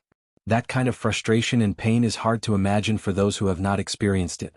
I can only say that I am numb now, but I have to continue living and working. There are some things that should be endured. Perhaps this is the time when I am being tested by Junior Marshal Uncle's words. Please help me get through this period. Thank you very much for your concern for me. Let's live a good life together. This chapter is definitely very messy because I couldn't sleep to write it. I will find time to revise it. I will try to write it tomorrow during the day. Thank you again. Chapter 1042. I've been away from Jianghu for a long time. I didn't know that I was charging 500 words now. I'm sorry. Finally, I thank you. The restaurant was named Jinsue, a famous and luxurious place in Yangzhou City. The dishes were extremely exquisite, and there were several ancient dishes that had been passed down for thousands of years. They could not be found in Chang'an City. For the bigwigs of the warlords of Qinghe County, these were nothing. Their attention was not on the table at all. No one raised their chopsticks or glasses. The steam rising from the plates was quickly blown away by the autumn wind and gradually cooled down. Master, should we kill them? The steward knelt on one knee outside the door and asked in a trembling voice. He could no longer stand the dead silence in the room and wanted an answer as soon as possible. The 2 men in the carriage were envoys sent by Chang'an City to the West Hill Divine Palace. The hatred between Qinghe County and Chang'an was as deep as the sea, and there was no room for reconciliation. In order to declare their loyalty to the West Hill Divine Palace and help the Divine Hall solve their inconvenient problems, they had no reason to leave the carriage. Yes, the West Hill Divine Palace wanted these 2 people alive, and there were some people in the West Hill Divine Palace who wanted them dead. Those people's will was very clear. However, after a long time, even the faint sound of the wheels rolling on the stone slabs could be heard from afar. The room was still dead silent. The masters of the warlords of Qinghe County were either livid or cold. Their lips did not move at all and they did not even blink. They were like statues. When Jun Mo brought Muyu to the manor by the Fujian River, Ning Ke, who was far away on the Peach Mountain, killed the old master of the Chui family with an iron arrow. Since that day, the warlords of Qinghe County had lost all their confidence and were no longer as sharp as before. Therefore these masters were hesitating and struggling. No one could make a decision. They had to have enough information to help them make a decision. Therefore they were waiting for the latest news from Chang'an City and the news from the various states and counties of the Tang Empire. They wanted to know if the imperial court of the Tang Empire had really done what the rumors said. They wanted to know if that person was really so ruthless. Several sharp whistles cut through the gloomy sky and the patter of autumn rain. They entered the restaurant and brought the most accurate news.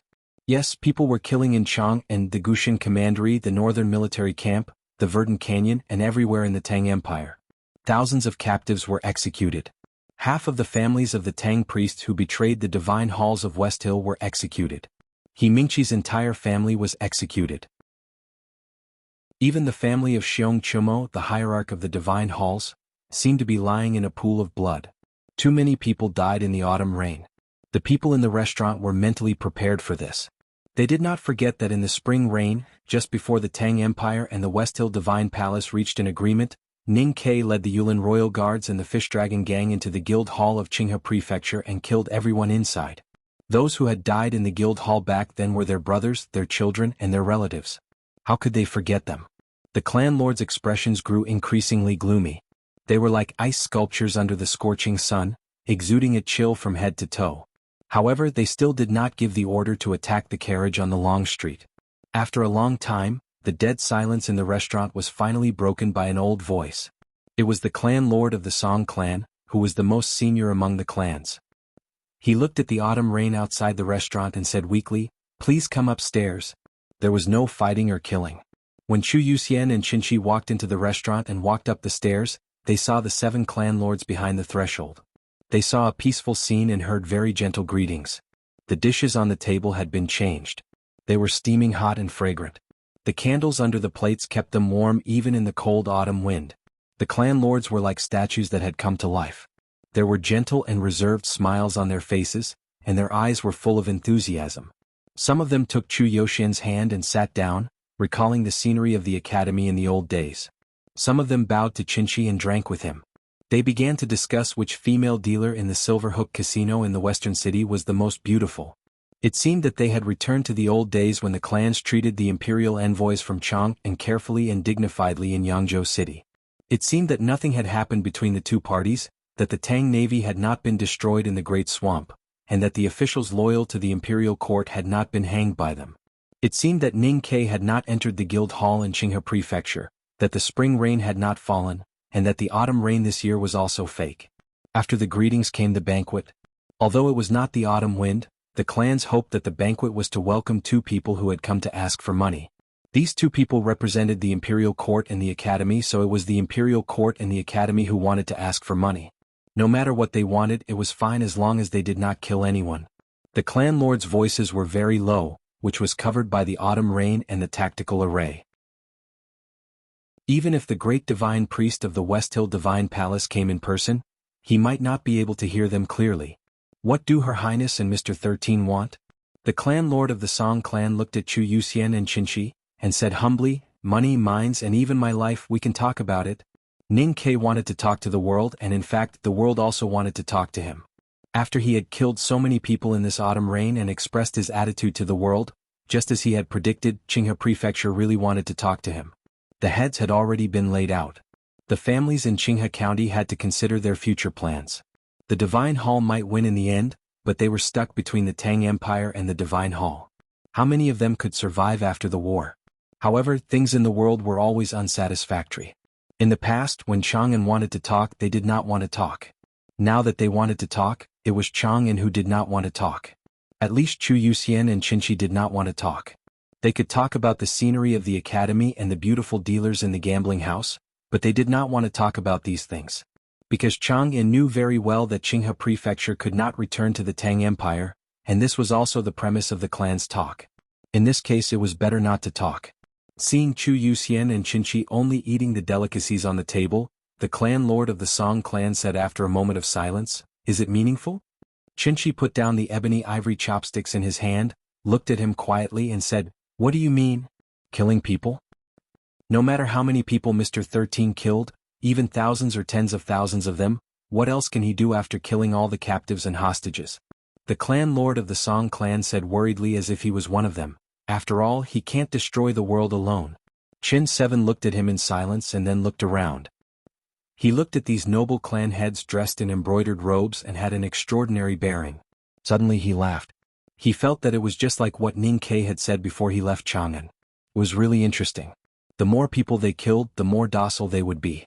Even if they were still burning with the flames of grief and indignation, they would not dare to do anything.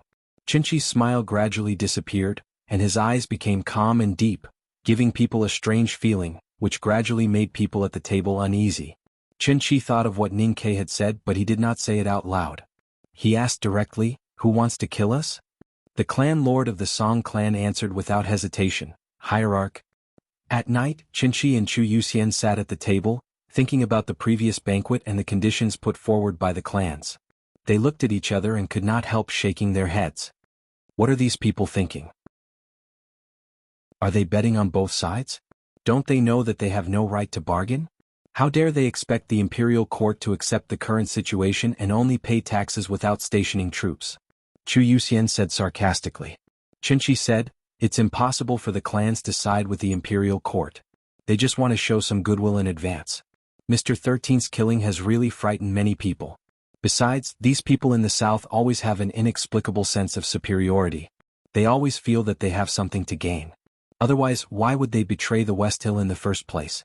But they have no idea what Mr. 13 wants." He thought of what Ning Ke said again and could not help shaking his head and laughing, but the hidden meaning in his smile was so cold. Chu Yuxian said, "I don't know how Wang Jinglu is doing." Qinchi said, "He has been negotiating with those young people on behalf of Mr. 13 for several years. I think the negotiation should be going well." Those bigwigs of Qinghe Prefecture in the restaurant thought that Ning Ke's killing was meaningless, but they did not know that in Qinchi's eyes, their banquet was meaningless. The people Ning Ke wanted to talk to were never the heads of the clans but some young people. He thought that they were the real hope. The next morning, Chu Yuxian and Qinchi set off again. They accepted the kindness and money from the clans of Qinghe Prefecture, but did not leave any message. The heads of the clans stood on the shore and watched the ships gradually disappearing in the mist of the great swamp. They felt a little cold when they thought of Qinchi's eyes in the restaurant yesterday, because it was the eyes of a dead man. The great swamp was so vast that the shore could not be seen. Sailing on it was like sailing in the ocean, which made people feel small. Chu Yuxian knew that he would die if he went to the Peach Mountain, so he relaxed and enjoyed the lake view. He stood in the drizzle with a pot of fruit wine in his hand, like a scholar in a desolate state. Unfortunately, his mood was soon completely destroyed, because the shadows of many huge ships suddenly appeared on the surface of the lake.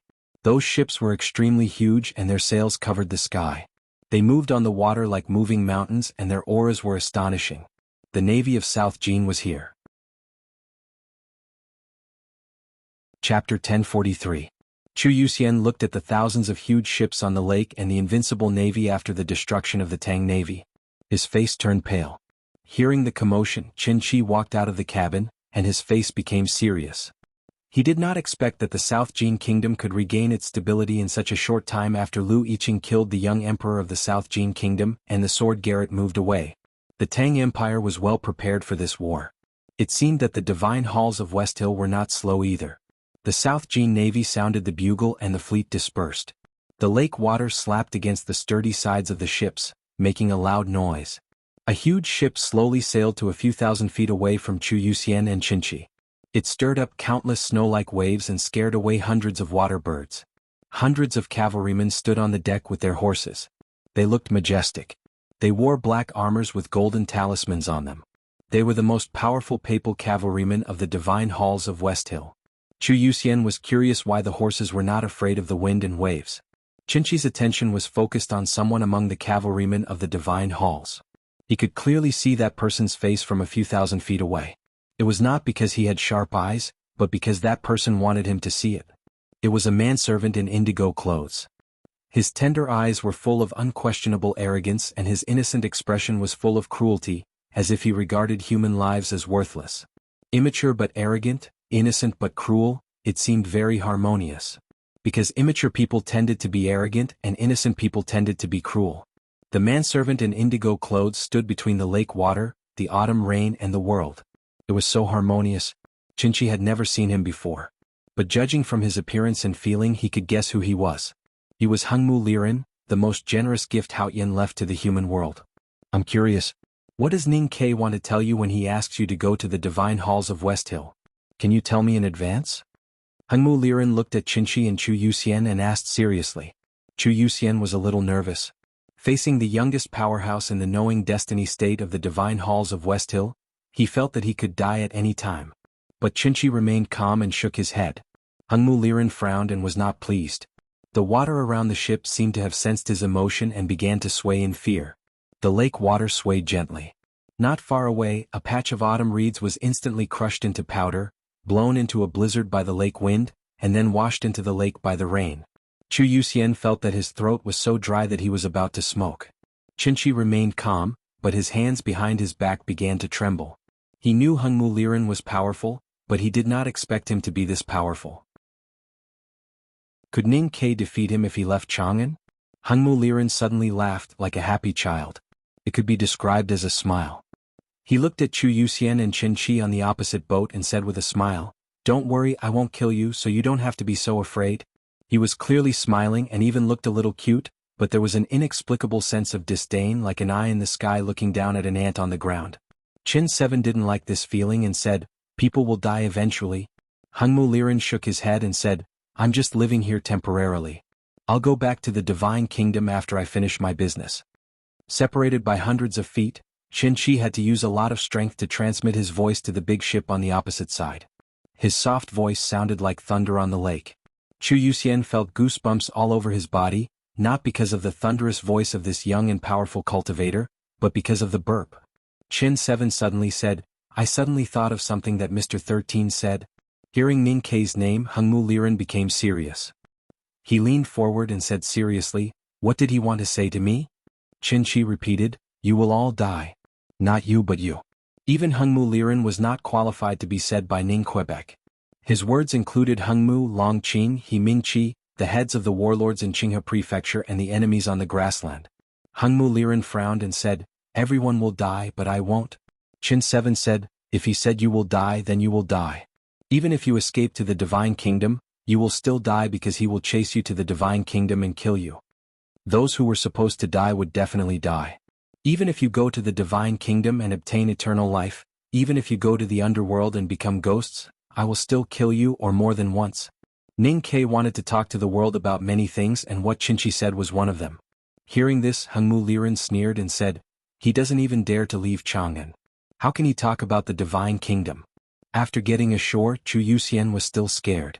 He kept blaming Qinshi for saying Ning Ke's words. If Hengmu was really irritated, they would definitely end up worse than those reeds that melted into snow. He has a high position in the divine halls of West Hill. He said he would not kill us in front of the navy of South Jin, so he won't kill us.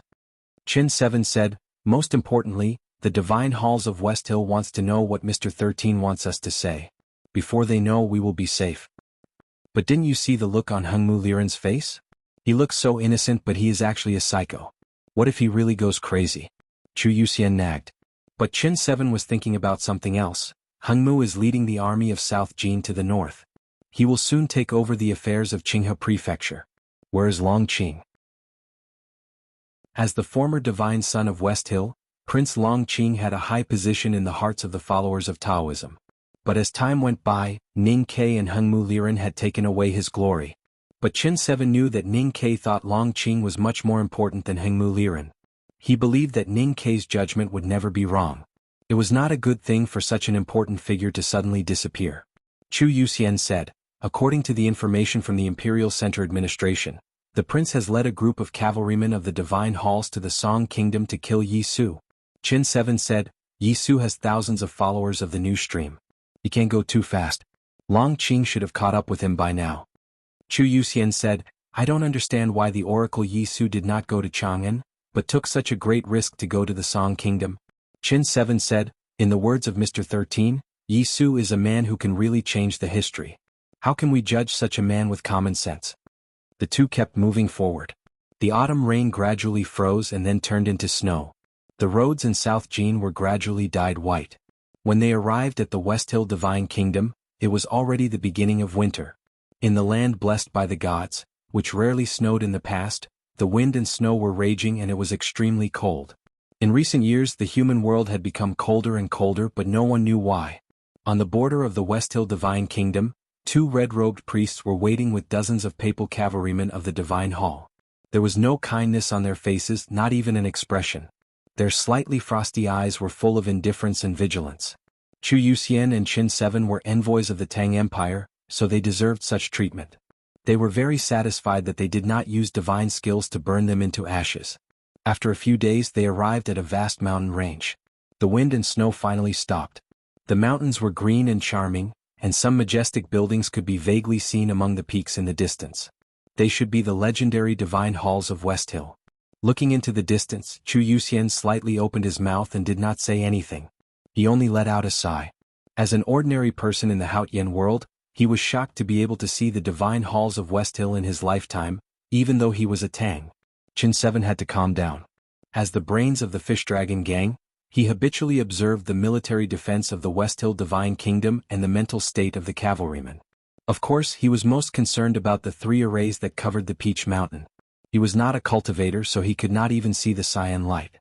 Naturally, he could not understand the horrible power of the array. But he was concerned about it because even Mr. First of the Academy could not break the array.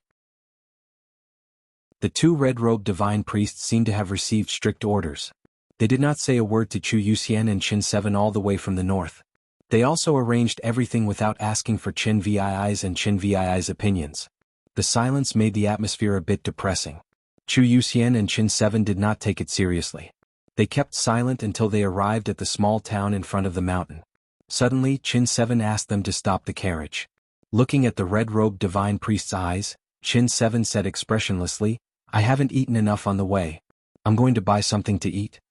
They were only a dozen miles away from the Peach Mountain, and there were many powerful Taoism cultivators hiding around the town. The red-robed divine priest did not think there would be any problem, so he nodded. Qin 7 and Chu Yuxian left the carriage and walked along the road to the town under the protection of the papal cavalrymen. The town was really small. Besides, it was past lunchtime, so the restaurants were closed. The only food they could buy was roasted sweet potatoes. Standing in front of the roasted sweet potato shop, Qin 7 and Chu Yuxian held the hot sweet potatoes in their hands, carefully peeling them and blowing at them. They looked a bit funny and cute, not like 2 messengers who were responsible for the safety of the world, but 2 kids. Qin Vii's fingers were burned by the red and yellow sweet potato meat. He quickly shook his hand and asked the boss for some cold water.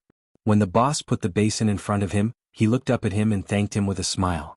Qin Vii's fingers moved in the water and left a fleeting handwriting. But the boss didn't seem to see his movement and turned away without any expression. It seemed that there was no deep meaning in his movement, but in fact, if the head was separated from the body, he was shaking his head.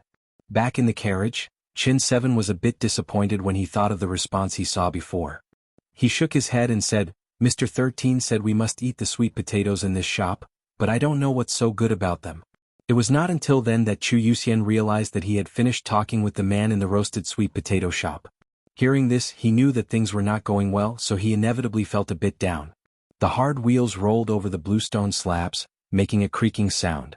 The papal cavalrymen of the West Hill Divine Palace were everywhere. When the sunlight fell on them, it was reflected by their black and gold armors and through the windows, making them squint. Chu Yuxian and Qin 7 looked at each other and squinted in silence. They came to the divine halls of West Hill to negotiate with the world on behalf of Ning Quebec. Logically speaking, the divine halls would not kill them before they heard what they had to say. But the battle that almost happened in Qinghe Prefecture showed that someone wanted them dead, and that person was the Hierarch Lord of the Divine Halls of West Hill. Ning Ke was not talking to the Hierarch Lord, which might be a bit humiliating for the Hierarch Lord, but it was not enough to make him want to kill them. Now it seemed that the Hierarch Lord might have guessed something. Thinking of the scene where the man in the roasted sweet potato shook his head, Qin 7 said with a heavy heart, "How can I pass the message if I can't even see him?" The Divine Halls of West Hill did not arrange for them to go to the Peach Mountain, but to live in the Revelation Institute in front of the mountain, which was very close to the famous Peach Blossom Valley. Unfortunately, it was winter now, and it was hard to see the beautiful scene of peach blossoms all over the mountain. Chu Yuxian was very sorry about this, and he seemed to be a bit heartless. Qin 7 knew that he was pretending, but there was nothing he could do. Everything was arranged by the Divine Halls, and they could only wait anxiously. The Divine Halls did not give them more time to be anxious. The bigwig in charge of the negotiation came to the Revelation Institute in person the next morning. Zhao Nanhai was the direct descendant of the great divine priest of light from the South Sea, and he was the most powerful supporter of the Abbey Dean. After the war, one of the divine halls of light or the divine halls of revelation would be reserved for him. There was no doubt that he was a real bigwig. He came to talk to two ordinary people like Chu Yuxian and Qin Seven, which showed enough respect for the great Tang and showed enough sincerity. But Chu Yuxian and Qin Seven did not think so. Before leaving, Ning Ke had made it very clear that there was only one person in Haoyan Taoism who had the power to speak. There was only one person who could and was willing to respond to the wishes of the Tang Empire. If they wanted to talk, they could only talk to these two people. I'm sorry. Chu Yuxian was very apologetic. He bowed and said, "It's not that I don't want to talk, but I really can't." Zhao Nanhai had been in the South Sea for a long time. Even though he had returned to Haoyan Taoism for several years, his skin was still dark. His divine robe fluttered even though there was no wind. You are the ones who want to talk, so you should be the ones who are anxious. Zhao Nanhai did not get angry. He looked at the two thoughtfully and said, "Let's talk when we want to." After that, he left with a dozen red-robed divine priests, leaving no chance for Chu Yuxian and Qin Seven to speak. Looking at those people disappearing on the mountain road, Chu Yuxian said bitterly, "They don't even want to know who we want to talk to? Why are they so vigilant?" In the following days, Chu Yuxian and Qin Seven were forgotten by the people of the divine halls of West Hill. They spent all their time eating, sleeping and looking at the peach blossoms in the Revelation Institute. The peach blossoms on the Peach Mountain used to bloom all year round. However, they had been cut by the headmaster of the academy and then tortured by Ning Ke and Sang Sang. They had become extremely weak and could not survive the cold winter. They were blown into the mud by the cold and no one cared about them. Chu Yuxian and Qin Seven felt that they were the peach blossoms that no one cared about. No one came to visit them. They could not see the people they wanted to see and no one listened to them. It seemed that the negotiation that many people had high hopes for was going to end without any progress. The divine halls of West Hill was indeed not in a hurry. As long as the academy could not kill the drunkard and the butcher, Taoism would be invincible in this war. No matter how many people Ning Ke killed, it could not change the fact. Therefore they should be the ones who were in a hurry. Ning Ke's purpose of killing people in the autumn rain was to frighten Taoism and the human world. In a sense he achieved his goal. But what he did also ignited a fire of anger in the human world. Whether it was the West Hill, the South Jin Kingdom, the Golden Palace or the Yen Kingdom, those divine priests, soldiers and people whose loved ones died in his hands all wanted to skin him alive and eat his flesh. He did a great job in mobilizing the divine halls for the war. As time went by, the situation in the world became more and more favorable to the divine halls of West Hill. Ordinary people might not understand it, but people on the Peach Mountain did. There were many people who could understand this trend. For example, the bold and resourceful Chanyu of the Golden Tribe in the wilderness. He knew very well that this long winter was not a torture for him and the warriors in his tribe, but a wonderful wait. Therefore, the fragrance of wine from the magnificent and exaggerated tent in the north of the city of Wei grew stronger day by day, and the number of cattle and sheep slaughtered around the tent that was like a cloud field increased day by day. People in the Golden Palace were happy, just like what Ning Ke saw when he returned to the city of Wei. Ada should have been happy too. In people's eyes, there was no reason for a young man whose fate had suddenly changed to be unhappy. But he was unhappy. Ada was born in a small tribe on the grassland. He was defeated in a conflict with Chanyu's uncle's tribe. Many young men in the tribe were recruited into the Dare to Die army. Because of his young age, he was taken as a slave by a noble in the Golden Palace. If nothing went wrong, he would not live past the age of 16 because life was too hard. Fortunately, it rained in spring. He was collecting cow dung on the grassland and was soaked. Maybe that was why he became stronger after the rain stopped. That was the real strength, the strength bestowed by the merciful God. In the wrestling contest, the strongest warrior in the Golden Palace was no match for him. Even the terrifying General Lebu looked at him strangely. At that time, Chanyu's eyes were shining, and the national master looked at the sky in silence. After that day, Ada became the most famous young warrior in the Golden Palace. He became the nominal disciple of the national master, the personal guard of Chanyu, and a vanguard general. The war between the Golden Palace and the Tang Empire was intermittent. Although it was not as fierce as before, the situation at the border was still serious. In summer, a fierce conflict broke out for a grassland in the southeast of the Xiangwan Plain. The Tang army, who had lost the Xiangwan Plain, was determined to take it. General Hua Ying, the most powerful man in the northern battlefront army, led the army. but unexpectedly he lost. He was defeated by Ada. There was no reason for Ada to be unhappy, but he was unhappy because many of his relatives who were recruited into the vanguard army were captured by the Tang. Just a few days ago he heard that all his relatives were killed by the Tang. All of them were killed. None of them were spared. He had become so strong that he could rebuild his tribe next year. But when he called back all of his family members and friends, they were all dead. Those damn Tang Empire.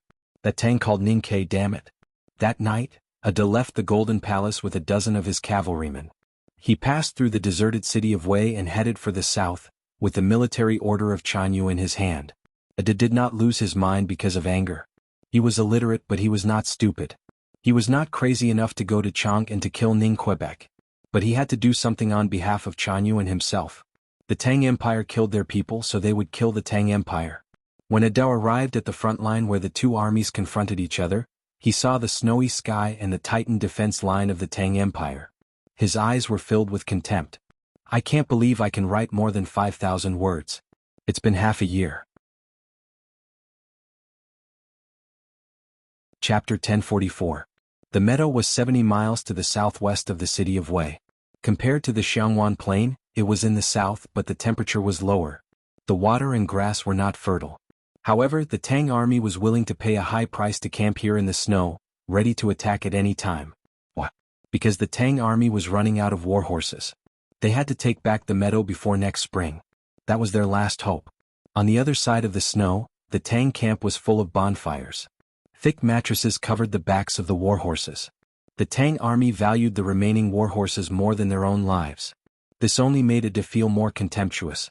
He would never sympathize with the weak. Just like how he would never sympathize with the defeated general.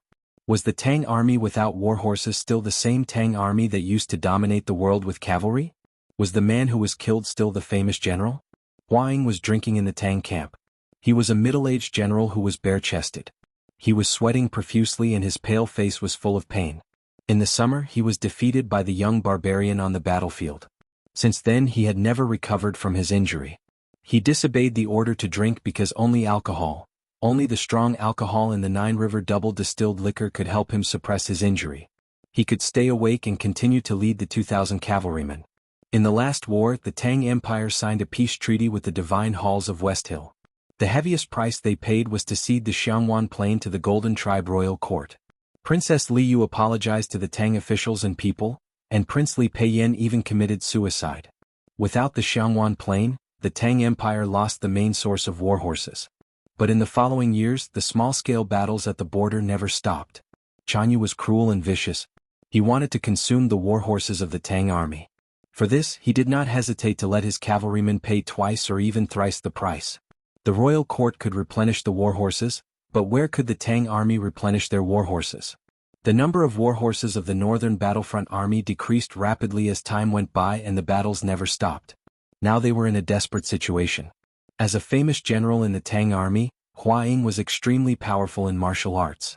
In the northern battlefront army, he was only second to General Su Qi in both experience and ability.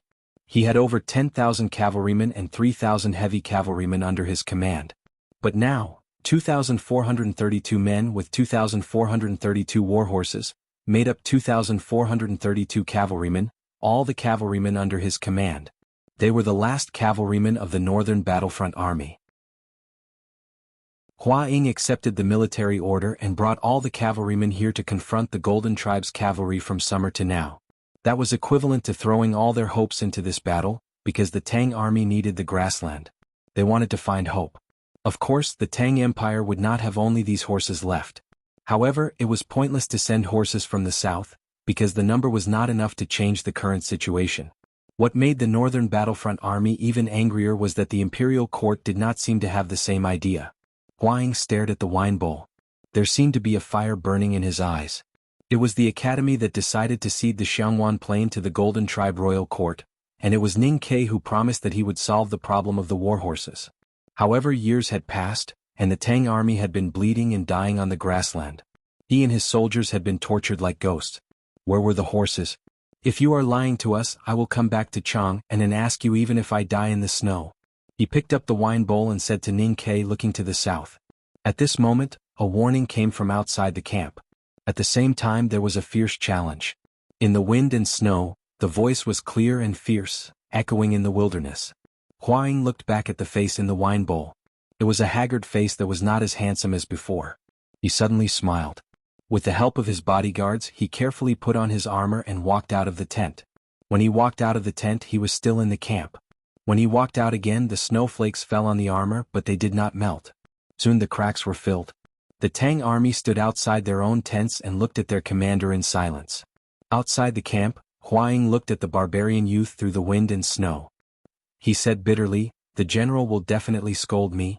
Of course, he remembered who the barbarian youth was. He was defeated by this inconspicuous youth on the grassland in the summer and had been injured ever since. No one knew when such a powerful cultivator appeared in the Golden Tribe royal court. If he was defeated by the infamous General Lebu, Hua Ying would understand. But he could not figure out where this youth came from and why he was so powerful. It was not until the rumor spread in the grassland that people realized that this young slave, Ada, was a gift from Haoyin to the human world, just like Hengmu Liren from the divine halls of Westhill. He was a powerful cultivator bestowed by heaven. Hengmu Liren had an unimaginable position in the hearts of the followers of Haoyin. If Ada did not live in the wilderness, his reputation would not be any weaker. After knowing the truth, Hua Ying realized that he had not lost unjustly. Haoyin had truly abandoned the Tang Empire, just like how she had abandoned the desolate 1,000 years ago. He would not be afraid because of this, but his state of mind was still affected. He looked into the distance. On the horizon, there was a magnificent mountain that divided the entire land into two parts. It was the Min Mountain and the Tianqi Mountain. Is it terrible to be abandoned by Haoyin? Hua Ying smiled. He reached his hand into the air and took the padao from the bodyguard. The cool sensation in his palm lifted his spirits. The barbarian youth was powerful and terrifying. Hua Ying knew that he was no match for him. If he fought, he would die. There was no reason for him to do so. When two armies confronted each other, there was no reason for the commander to fight alone. On the battlefield, the brave would never win. No one could say anything if he chose to avoid the fight. However, on his way out of the camp, he saw the soldiers' expressions and eyes. He saw the exhaustion and the terrible tiredness. He saw the old horses wrapped in blankets like sick people. He knew that the morale of the Northern Battlefront Army was at an all-time low. If he chose to fight, even if he lost and died, it would still be beneficial for him. The Morning Army might not win, but it could hold on until the situation changed. So he held the padao and walked to the other side of the snow. "I will take your head and bury it with my tribe." Ada looked at Hua Ying and said emotionlessly, "And one day I will lead the warriors of the royal court to Chang and kill that man." Hua Ying patted the snow on his armor and said, "You might be able to kill me, but I don't plan to let you go back alive. You won't live to see Chang'an." When he said this, the second most powerful warrior of the Northern Battlefront Army looked calm. He was not confident that he could defeat Haoyin's gift to the human world, but he was confident that he could survive. When a man was not afraid of death, he would not be afraid of fate. His fingers on the hilt slowly closed like iron. Snowflakes fell on it, but there was no sign of melting, because his hand was just that cold. From his body to the long and thin hilt, and then to the heavy black blade, an extremely cold and sharp aura was slowly released, and then suddenly increased. The snowflakes in the air were disturbed by this aura and shot to all directions, making the sound of breaking the air like sharp arrows. Adair expressionlessly drew out the machete on his waist. It was a precious saber given to him by Chanyu. It was extremely sharp, as bright as his eyes at this moment. Just like before every important battle, the young man started to pray silently, asking Tingri to give him the power to defeat all the enemies. The snowflakes in the air seemed to hear his prayer. They timidly slowed down and floated in the air. The remaining snow on the field gradually melted, revealing the remaining grass underneath. The snow melted and the grass appeared, but it was not full of vitality. On the contrary, it gave people a very gloomy feeling. Ada looked at Hua Ying in front of him. His eyes were as bright as gemstones and as sharp as blades. There was a look of contempt and pity. Then he took a step forward. He only took one step forward and then stopped. He felt something was wrong. He looked up at the snowy sky and suddenly felt endless sadness in his heart. His slightly blue lips slightly moved as if he was moaning. Tingri, when the tribe was defeated, he was still young and did not know how to be sad. Later, when he worked hard for the nobles in the royal court, he did not have the time to be sad. When he was collecting dung, he did not have the strength to be sad. Later, he became a great young warrior and was far away from the sadness. But at this moment, The sadness was so strong that it instantly occupied his body and mind. He seemed to see his own death in the next moment. Why was it like this? He stopped looking at the sky and looked to somewhere far away in the south. He felt that someone was watching him. Although he was thousands of miles away and could not hear any sound, he had a strong feeling that the person was talking to him. As long as he took a step forward, he would die. Ada's dark and childish face was full of unwillingness and anger. If that person could really shoot him from thousands of miles away, why didn't he do it in the summer? What made him most angry was that he felt the person's undisguised arrogance. And in front of this arrogance, even Tingri remained silent. And he began to fear. A neigh came from the wind and snow. No one knew where it came from, but it was full of arrogance.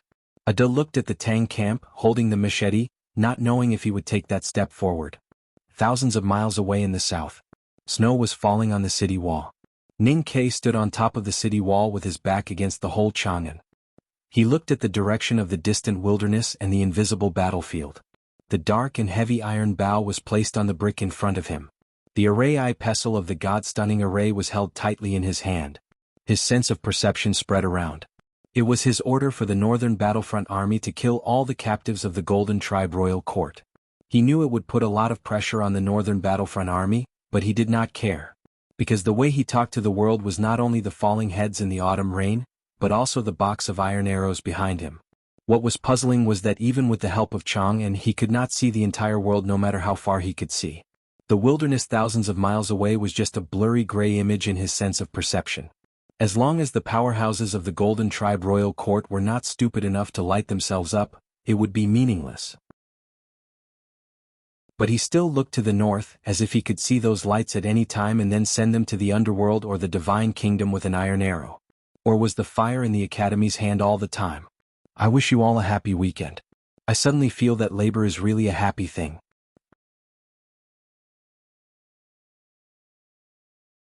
Chapter 1045. The string of the iron bow in front of Ning Ke was loose, but the string of the giant bow was pulled taut. Just like what happened in the field of wind and snow, there were confrontations everywhere and battles could break out at any time. No one knew when the end of the world would come. Ada was a devout follower chosen by Sang Sang and the most outstanding young powerhouse of the Golden Tribe Royal Court. That was why he could feel Ning Ke's gaze on the city wall of Chang and from thousands of miles away. Hengmu Liren was in the same situation as him, but he could not feel it.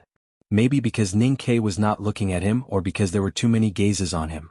The sacred sedan moved slowly on the streets of Yangzhou City. The beautiful sacred music kept ringing. The people of Qinghe Prefecture knelt on both sides of the street and looked at the sacred sedan with passion and humility. The passion and humility came from either piety or fear.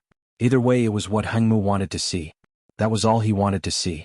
Through the veil of the sacred sedan, Hengmu looked at the 7 masters of the clans of Qinghe Prefecture who knelt behind him. He thought about what they said when he summoned them. Hengmu smiled coldly and thought to himself, I don't need to worry about ants. No matter what you are thinking about, don't think about it anymore. The divine halls will help you think. What you need to do is to carry out the will of Haotian. This was the only thing Hengmu Liren said to the masters. Then he waved his hand indifferently and drove them away as if they were ants. Surrounded by dozens of divine priests and more papal cavalrymen of the West Hill, he walked out of Yangguan City. He came from the south with the mighty navy of South Jin and the powerful cavalrymen of the divine halls. The unstable Qinghe Prefecture was soon stabilized by his scornful attitude and killing intent. The young people who were hiding in the dark and were ready to cooperate with the Tangs were also killed or escaped by the deacons of the divine halls. Now his sacred sedan had left Yangzhou City and was heading to the north. Chang'an was in that direction. Chongming was also looking at Chang'an, but from a different direction. Chang'an was in the west from Qingjing City, where the sun set. He was no longer the Crown Prince Chongming who had been a hostage in Chang'an for 10 years. Instead, he was the high and mighty emperor of the Yan Kingdom. However, his feelings for that city had not changed at all. There was no nostalgia, no lament, only incomparable hatred and fear. Behind him, the imperial palace of the Yan Kingdom, which had been destroyed by the Tang army several years ago, was being rebuilt. With the war reparations from the Tang Empire, beautiful palaces were being rebuilt from the ruins. At this time, the capital of the Yan Kingdom was in full swing. From the officials to the people, everyone was very proud. But he was still afraid. He had lived in Chang'an for many years. He knew how powerful the Tang Empire was. He knew that the Tangs would never forget their hatred. He knew what Liu was thinking. He also knew that if the Tang Empire really recovered, then the Yan Empire would not be able to resist their cavalry. The palace that had just been rebuilt behind him would become a ruin in a short period of time, and Liu would definitely give him unforgettable revenge. 3 years ago, the Tang Empire rebuilt the northeast border army. The general's mansion was still located in Tuyang City. Compared to the past, there seemed to be no change. But Chongming knew that the newly built northeast border army only had one goal, and that was to destroy the Yan kingdom.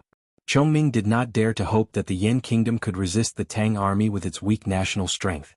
He could only pin his hopes on the West Hill Divine Palace and his own brother.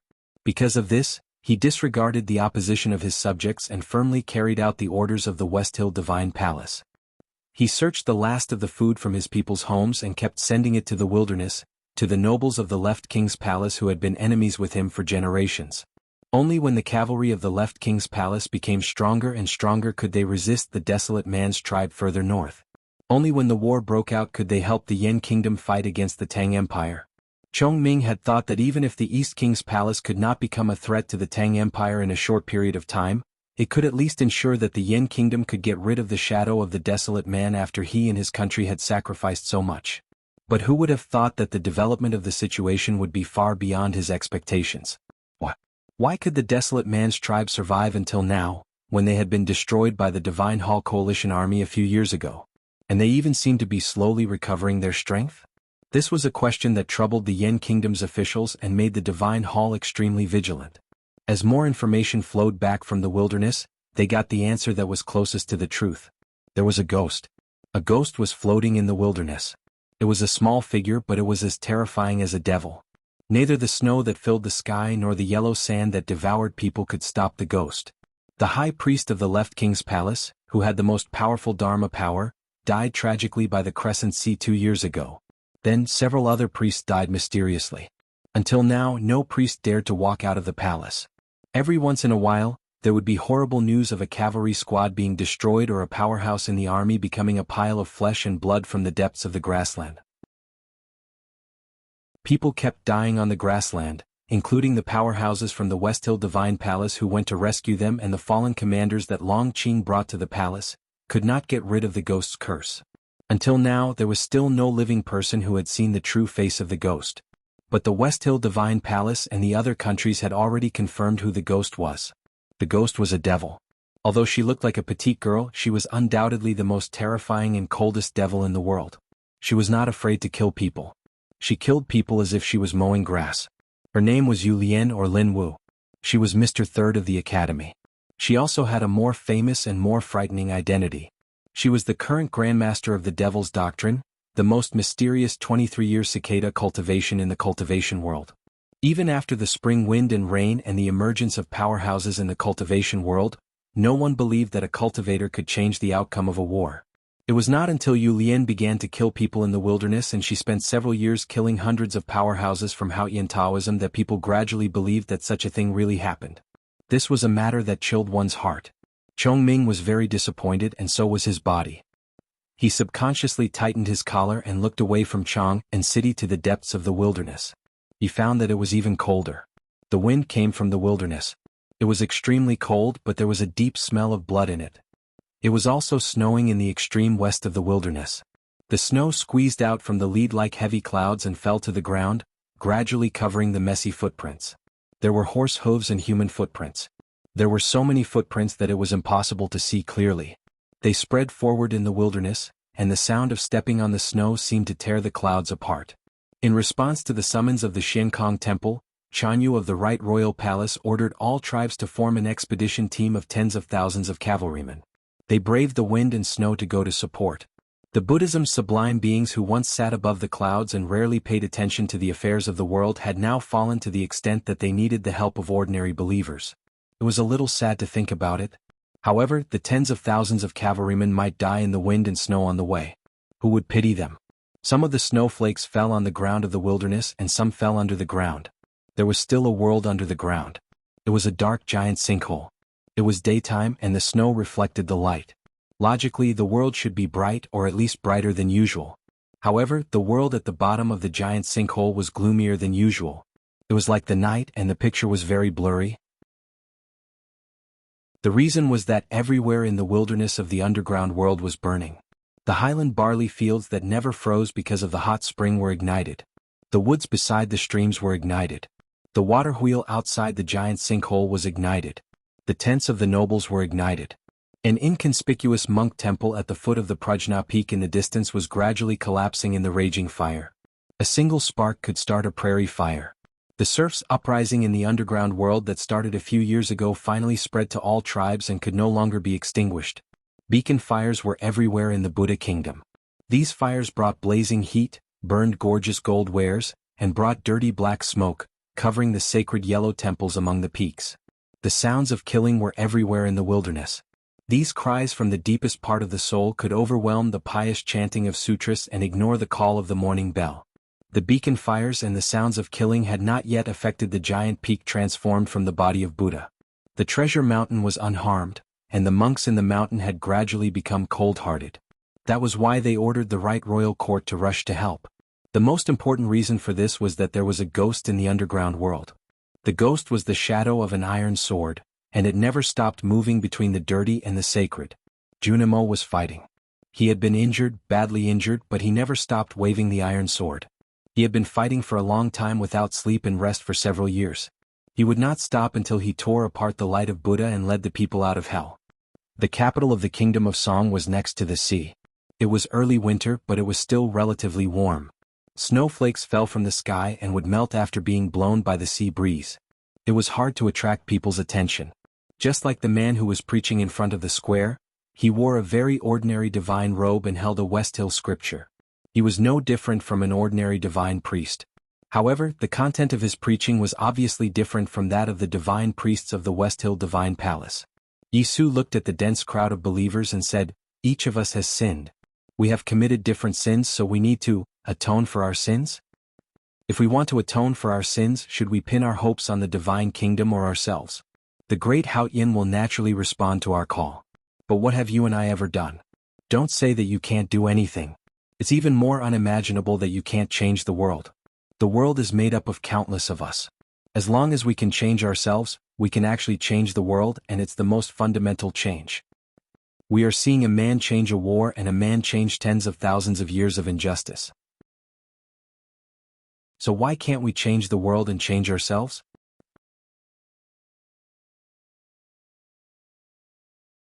Chapter 1046. The streets and alleys around the square of the capital of the Kingdom of Song were dead silent. Occasionally, heavy breathing could be heard, but it was not the breathing of humans, but the snorting of war horses. Someone's preaching voice came from afar. Due to the distance, the voice sounded a bit erratic, as if it came from God. The complete meaning could not be heard, but some strange words such as woman, stone, sin, biscuit, and salt. Soon they were blown away by the snorting of the war horses and melted into the cold winter air, leaving no trace. Was there really no trace? Of course not.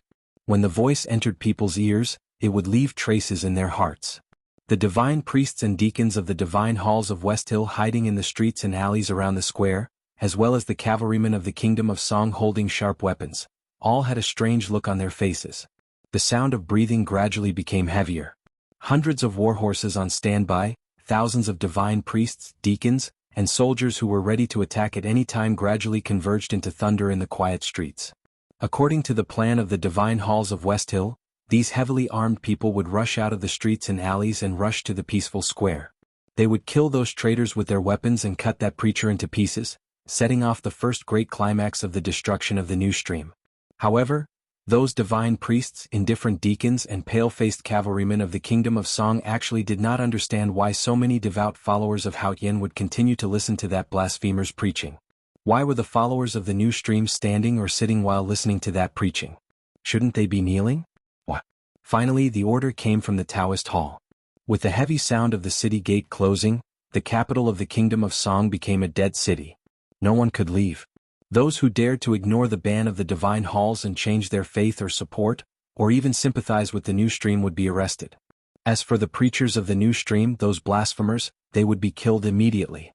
The wind blowing from the coastline also gradually became colder, unable to blow the snowflakes away. The snow on the streets also stopped melting and gradually accumulated. With the orderly and terrifying footsteps, the city gradually turned into a clean and austere white. Everyone knew that the white snow would soon be dyed red with blood. The iron spears clashed against the armors, the horses breathed heavily, and the knights stared at them coldly. The smell of metal in the air gradually turned into the smell of blood. Countless cries of shock and fear were heard around the square. People knew that the divine halls would not allow the new stream to continue to spread, but they did not expect that the battle of faith would be so bloody from the very beginning. Those who sympathized with the new stream were driven to a corner by the deacons and cavalrymen of the divine halls of Westhill. The sound of iron rods hitting on flesh and blood could be heard everywhere, and the screams of the people could be heard everywhere. Naturally, most of all, the sound of crying was heard. Cries of fear and despair. Blood was spilling in the crowd. Cold rebukes were heard constantly. The iron spears and the blades kept shining, and then there was a brighter light. It was the sword light. In the crowd, more than 20 disciples of the sword Garrett of South Jin Kingdom drew their swords at the same time. They inherited the swords of Liu Bai and Liu Yiqing and cut the anger that descended on the human world with an indomitable momentum. The anger of the divine halls slightly subsided. However, with the continuous influx of cavalrymen and more powerful Taoism cultivators joining the battle, the scene became more and more chaotic. 3 commanders of the cavalrymen of divine halls led their subordinates and broke through the blockade of the disciples of the sword Garrett. They rushed into the depths of the square. They did not pay attention to the crying followers of the new stream, but only to the calm man on the platform. As long as they could kill the blasphemer, who would continue to believe in those absurd and evil theories. Looking at the bleeding people, the crying mothers holding their children in their arms, and the white-haired old men who were full of fear, Yisu showed deep sorrow in his eyes. However, it was strange that he also felt pity and sorrow for the cavalrymen of divine halls who were rushing toward him. Chen Pippi walked onto the platform and was ready to leave with his senior brother. They had experienced such things many times during their escape from the South Jin Kingdom. Today seems to be the last day. Yisu reached out and patted him on the shoulder, signaling him not to pack in a hurry. Then he looked up at the falling snow and said, "But why did the headmaster do this?" During the escape, the carefree young man's temperament and the flesh on his body gradually disappeared. Chen Pippi said, "It's not the last until the last." His expression was so serious. His eyes were full of exhaustion, but there was no hesitation in the depths of exhaustion. Only this sentence showed that he was still the old Chen Pippi. He believed in what was right and was willing to work hard for it. Most importantly, what made Ning Ke admire him the most was that he was still optimistic in the face of a desperate situation. "It's different." Yisu no longer looked at the sky. He looked at the increasing number of cavalrymen around the square and those powerful Haoyan Taoism powerhouses. He said calmly, "Today's battle array is too big. These people can't stop us from leaving." Chen Pippi walked to him and looked at the approaching cavalry commanders and the murderous cavalrymen of divine halls. He said, "They are going to die soon." A few years ago he was seriously injured and his ocean of chi and mountain of snow was locked by Sangsang. He was already a useless man and was no match for any of the powerhouses of divine halls here today. But he said it calmly and matter-of-factly. Of course, it was the Academy's matter-of-factly. However, after saying this, his expression changed slightly. Because he saw the crowd gradually separate and a girl was slowly walking toward the wooden platform. She was Xiaoyu from the South Sea, his former fiancée. The once proud and powerful girl from the South Sea was still powerful, but her pride had completely sunk into her bones. She wore a divine robe and her aura was calm and cold. She was a powerhouse in the knowing destiny state. Those disciples of the sword Garrett could not stop her. No matter how hard the sword was, it would turn into scrap iron when it met her hands. The girl from the South Sea stopped when she was 200 feet away.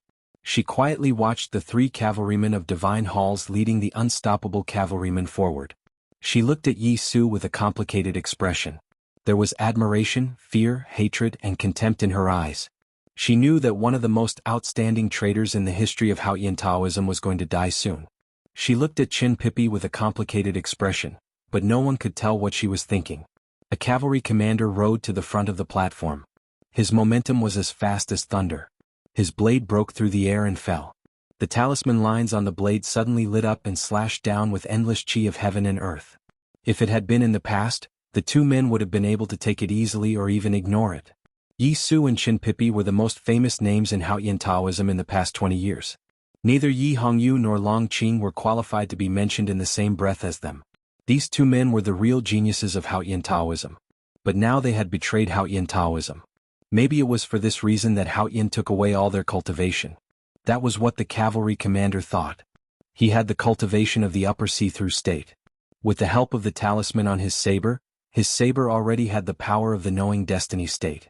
How could he not be able to kill two disabled people? At this moment, an iron cudgel flew from the sky like a hill. The cavalry commander's saber hit the hill. The warhorse couldn't stop at all, so his body hit the hill as well. The hill was made of iron and could not be moved. Anyone who tried to hit it would be turned into powder. The cavalry commander's blade turned into powder, his body turned into powder, and his warhorse also turned into powder. The powder with a metallic luster and the blood-red meat powder spread on the square with a bang. They mixed together and began to emit a strange luster. The noisy and chaotic battlefield suddenly became quiet at this moment. The cavalrymen of Divine Hall who were charging toward the platform pulled the reins desperately. The deacons who were fighting stopped in shock and looked toward the source of the sound. The dust gradually settled and the snow fell again. No matter what kind of powder it was, once it fell on the ground and mixed with the snow, it could not be seen anymore. The sight became clear and a petite figure appeared. The animal's skin slightly shivered in the cold wind, just like the strands of hair on her cheeks. She pulled out the iron cudgel from the ground and looked at the girl from the South Sea in front of her. Tang Xiaotang. Xiaoyu looked at the figure and said. There seemed to be flames burning between her lips and teeth. Then she looked at Qin Pipi with deep eyes full of sadness and anger. Tang Xiaotang looked at her and said seriously, if you dare to look at him like this again, I will definitely dig your eyes out. Xiaoyu's voice was extremely cold. Why? Tang Xiaotang said, I said a few years ago on Peach Mountain that he is my man. She said it as if it was a matter of course, just like what Qin Pipi had said before. Of course, it was still a matter of course for the academy. Although he came from Taoism and had the most noble and talented bloodline, and she came from the Devil's Doctrine and had the most evil and domineering bloodline, they were both from the academy after all. There was a dead silence on the square. Only the groans of the wounded and the cries of the dead could be heard. Looking at Qin Pipi and Tang Xiaotang standing together, the girl from the South Sea gradually calmed down and a faint self-deprecating expression appeared in her eyes. What's the point of dying together? The Abbey Dean is still waiting for you on Peach Mountain. She asked Qin Pipi. Qin Pipi explained seriously, Ning Ke once said that when the golden wind and the jade do meet, it is better than countless things in the world. I am the golden wind and she is the jade dew. Xiaoyu was slightly stunned and said sadly, it is indeed a good poem. Qin Pipi looked at her and said with a smile, actually, what he said next is more in line with what I want. He said that what he wants is to last forever, forever. So today can't be our last day. You should know whose will it is. My father? I don't think his will necessarily be carried out. This is Haoyan's world. The Abbey Dean carries out Haoyan's will. No one can change it. I am his son and senior brother is his disciple. We may not be able to change him, but I think there is someone in this world who can. Ning Quebec Qin Pipi said very seriously, that guy, even Haoyan is not his match. How can my father be his match? Ning Ke is far away in Chang'an. He doesn't dare to leave the city so he can't change what happened here today. Xiaoyu looked at him quietly and then raised her right hand. The wide sleeves of her divine robe slowly fell down, revealing her smooth and white arm. It was quite beautiful. Tang Xiaotang looked at Qin Pipi and said, don't look. Qin Pipi widened his eyes and said, I'm just a little shocked. Isn't her family always dark? Why are they so pale now? She said it when she shouldn't have said it because she was nervous. Xiaoyu raised her right arm and the cavalrymen of the Divine Halls of West Hill were ready to attack again. Qin Pipi said he believed that Ning Ke could change everything, but he didn't really believe it. He was just bragging out of habit and trying to save his friend's face. He looked at Yi Su and confirmed a fact. Senior brother, it seems that you have really achieved Taoism. Why do you say that? Because you can predict the future. What? You just said, this is the last day? Yi Su smiled and said, this is my last day. Qin Pipi said, then it must be mine. Judging from the situation, Tang Xiaotang was not afraid of Xiaoyu. The disciples of the Sword Garret were still fighting fiercely and should be able to protect them. But the two brothers knew that this was really the last day. Because this was the Abbey Dean's will. That man was the teacher he respected the most, his father. They knew very well how powerful and terrifying that man was. Even though he was a cripple with his ocean of qi and mountain of snow destroyed like the two of them, He could still overturn the world with a single thought. The Abbey Dean would never make a mistake except when facing the headmaster of the academy. There were definitely more people in the Kingdom of Song today. There must be others who were preparing for the final harvest. The atmosphere was depressing at first, but then it became gloomy and horrible with Chen Pippi's silence and the moans of the wounded. Even the falling snow slowed down a bit. We ourselves are the path, the truth and life.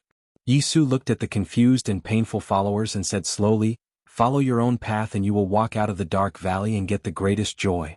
As he said this, the snow suddenly fell. A crack appeared in the snowy clouds above the capital of the Song Kingdom. Sunlight shone down and fell on him, gilding him with a layer of gold. The followers of the new stream were shocked speechless and then knelt down. The path, the truth and life? There was a small courtyard between several inconspicuous buildings. Prince Long Qing stood in the courtyard with his hands clasped behind his back. He listened to the voices coming from outside the wall and seemed to be thinking. There were dozens of piles of firewood on the ground behind him. They were very dry and gave people a feeling of holiness. Not a single snowflake dared to fall on them. The flames of the firewood should be very high. He actually wrote it. What a surprise.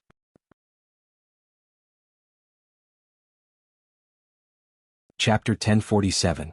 The situation in the world was extremely tense. On the border of the Tang Empire, in the capital of the Song Empire, and at the bottom of the giant sinkhole, there were confrontations everywhere. Wars were on the verge of breaking out. Some had already started, while others had never stopped. The people in the world pinned their last hope on the envoys sent by the Tang Empire, hoping that they could reach an agreement with the divine halls of West Hill. The two envoys were just ordinary people who did not know how to cultivate, let alone powerful cultivators in the knowing destiny state. But at this moment, they were the most important people in the world. There were two kinds of people who loved peace. One was afraid of war and the other was worried that they could not win, so they loved peace temporarily. Chu Yuxian and Qinshi belonged to this kind of people. They did not know that they were carrying the burden of the world, but they had the same idea as the world. They also wanted to reach an agreement with the divine halls of West Hill. However, the problem was that they could not see the two people they wanted and had to see. What made them even more terrified was that if the two people wanted to see each other, they would be able to even if they were in the divine halls of West Hill. But they could not see each other now, which seemed to be a bad sign. Did no one want to know what Ning Ke was going to say to them? Not being able to see each other was the source of all anxiety. Chu Yuxian and Qinshi were very anxious. They pondered in silence in the Revelation Institute, but they could not find a way to complete the task. Today it was an ordinary divine priest in a brown robe who came to the Revelation Institute to meet them. Judging from his clothes and extravagance, this divine priest obviously had a very low status on the Peach Mountain. In fact, these days the divine halls were getting colder and colder. After Chu Yuxian and Qinshi refused to talk to Zhao Nanhai, the divine priest who talked to them became lower and lower in rank. "I'm just a nobody, so I'm not the one you want to see." The divine priest in a brown robe looked at the two and said, "So who do you want to see?" Judging from this question, the divine halls of West Hill were getting impatient or less curious. They even wanted to tear the window paper. At this point it was meaningless to hide. It was better to have a try even though it might be in vain. Chu Yuxian thought for a while, looked at the divine priest in a brown robe, and said seriously, "We want to see Yi Hongyu very much."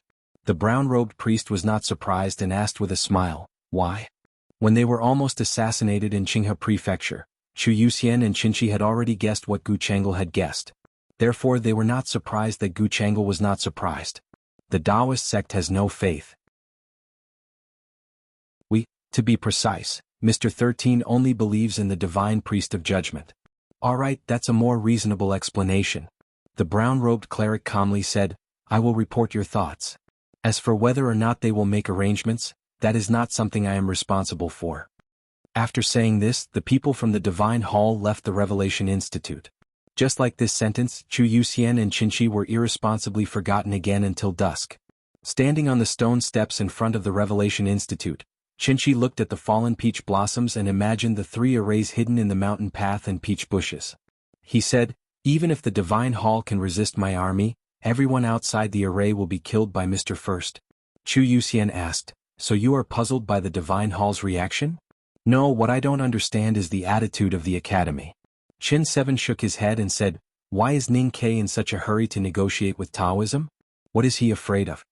The sun was setting and the twilight was as red as blood. The two were silent with a heavy heart. At this moment they finally received a reply from the Divine Hall, which was a congratulation. Tomorrow morning the Hierarch Lord would summon them in person. The Divine Hall had arranged a very grand ceremony for this negotiation, and the Divine Priest of Judgment whom they wanted to meet would also be there. After the banquet, Chu Yuxian and Qin 7 returned to their room and looked at each other without saying a word, just like when they were looking at the peach blossoms in the twilight. Their hearts were still heavy.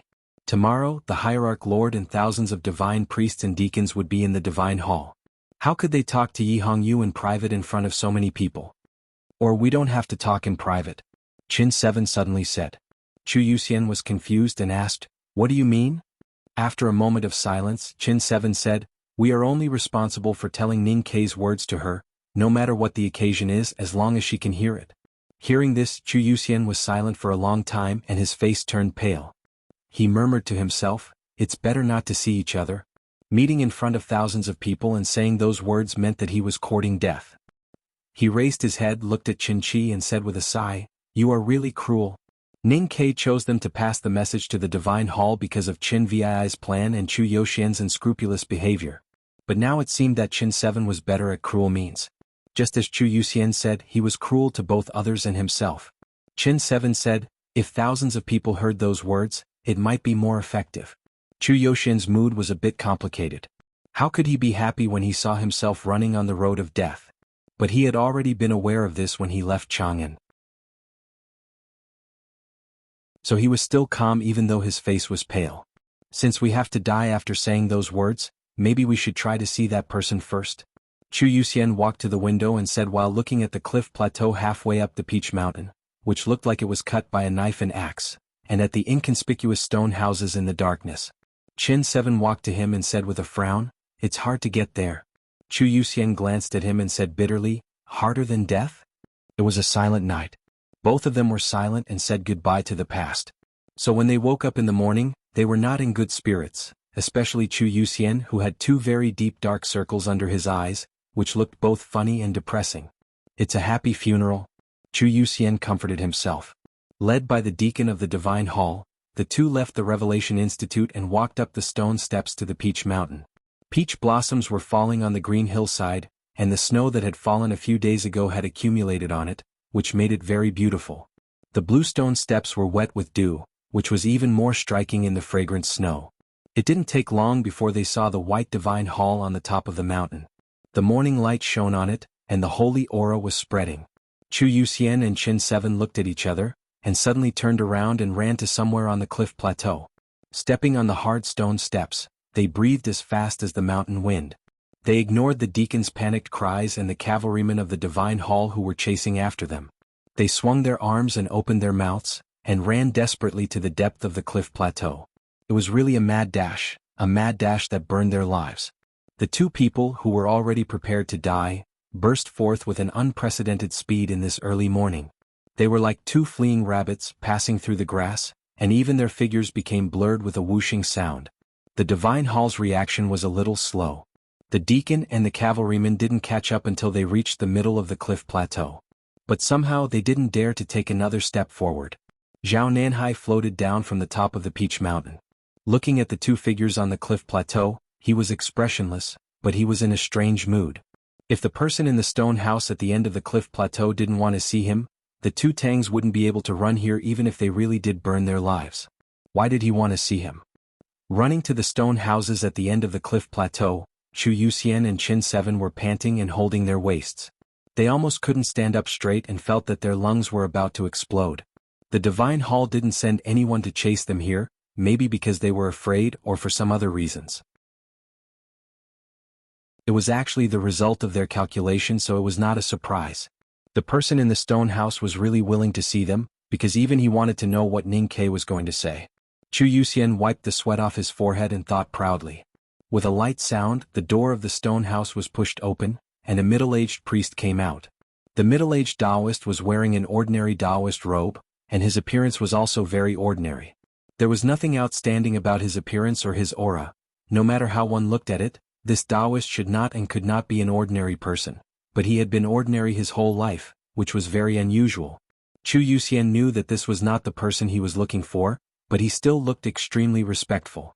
His hands were even trembling when he was tidying up his clothes. The middle-aged priest looked at him and said with a gentle smile, "You have to come here to see me. What do you want to say or do?" What did Chu Yuxian want to do? He knelt down to the middle-aged priest and the person in the stone house without hesitation and said humbly, "Chu Yuxian wants to hear a story, Taoist master." The middle-aged priest looked at him quietly, as if he didn't expect that Chu Yuxian would kneel down so naturally and decisively. He didn't even give himself a chance to stop him. Chu Yuxian looked calm and naturally knelt down. Ning Ke chose them to negotiate with Taoism because of Qin Vii's wisdom and bravery. As for Chu Yuxian, he had no bottom line. The middle-aged priest asked with a smile, "What story?" Since Chu Yuxian and Qin 7 could come to the stone house, it meant that they had permission. The person in the stone house wanted to hear it, whether it was a story or a fable. Chu Yuxian said respectfully, "The story happened in a world very similar to our world. In that world there was a religion very similar to Taoism. The god of that religion was called God, who was omniscient and omnipotent." As the morning light faded, Chu Yuxian's mouth became drier and drier, and his voice became hoarse. Finally he told the long story briefly. The middle-aged priest looked at him quietly, and then looked back at the stone house. Finally, he looked at the sky and clouds outside the cliff yard and said, "It is indeed a long story. The past and present of Christianity, the rise of Protestantism, and the retelling of history, no matter how simple it was bound to be long. 2,000 years of history were condensed into a story.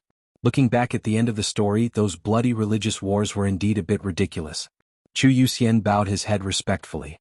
The middle-aged priest thought about the beginning and ending of the story, the cooperation and disputes between the royal family and the believers, and the distribution of interests, and found the story more and more interesting. "I heard that Mr. 13 told many stories to Haotian. I don't know whether he has told this story or not, but at least it proves that he is a good storyteller," the middle-aged priest said. He knew that it was a story told by Ning Quebec. Then he stepped aside, and the door of the stone house appeared directly in front of Chu Yuxian and Qinchi. This story was just the beginning of the conversation. Ning Ke used such a grand story as a prelude, and even the middle-aged priest began to wonder what he was going to say. Looking at the closed door of the stone house, Chu Yuxian's face became paler and paler, and Qinchi also became short of breath. The man in the house had a very different status and meaning to the believers of Haotian in the world. Even they couldn't bear it. The middle-aged priest said, "What do you want to say? Just say it." Chu Yuxian became more humble, and his forehead seemed to be pressed into the ground of the cliff plateau. However, what he said next in a trembling voice was so rebellious. "God is dead and so will Haotian. So, please think more about the things in the human world." The story of the religious reformation, whether it was told by Ning Ke or done by Yi Su, can't be written in tens of thousands of words. So I have to keep it simple. It's enough for you to convince yourselves that you have already seen the story. If you really want to read it, you can just read some related books. Jiang Yi is not a religious novel, so you have to make way for him. Besides, in the story of Jiang Yi, I have to rely on my energy, qi, and spirit to break through, because spiritual temperament is the most important to the end. Now I am not in good health and spirit, so I have to fight hard. Only the one with the knife can win. But I won't pay much attention to the structure of the sentences, because too much thinking will really affect the temperament. Even a person with a temperament like me can't do that.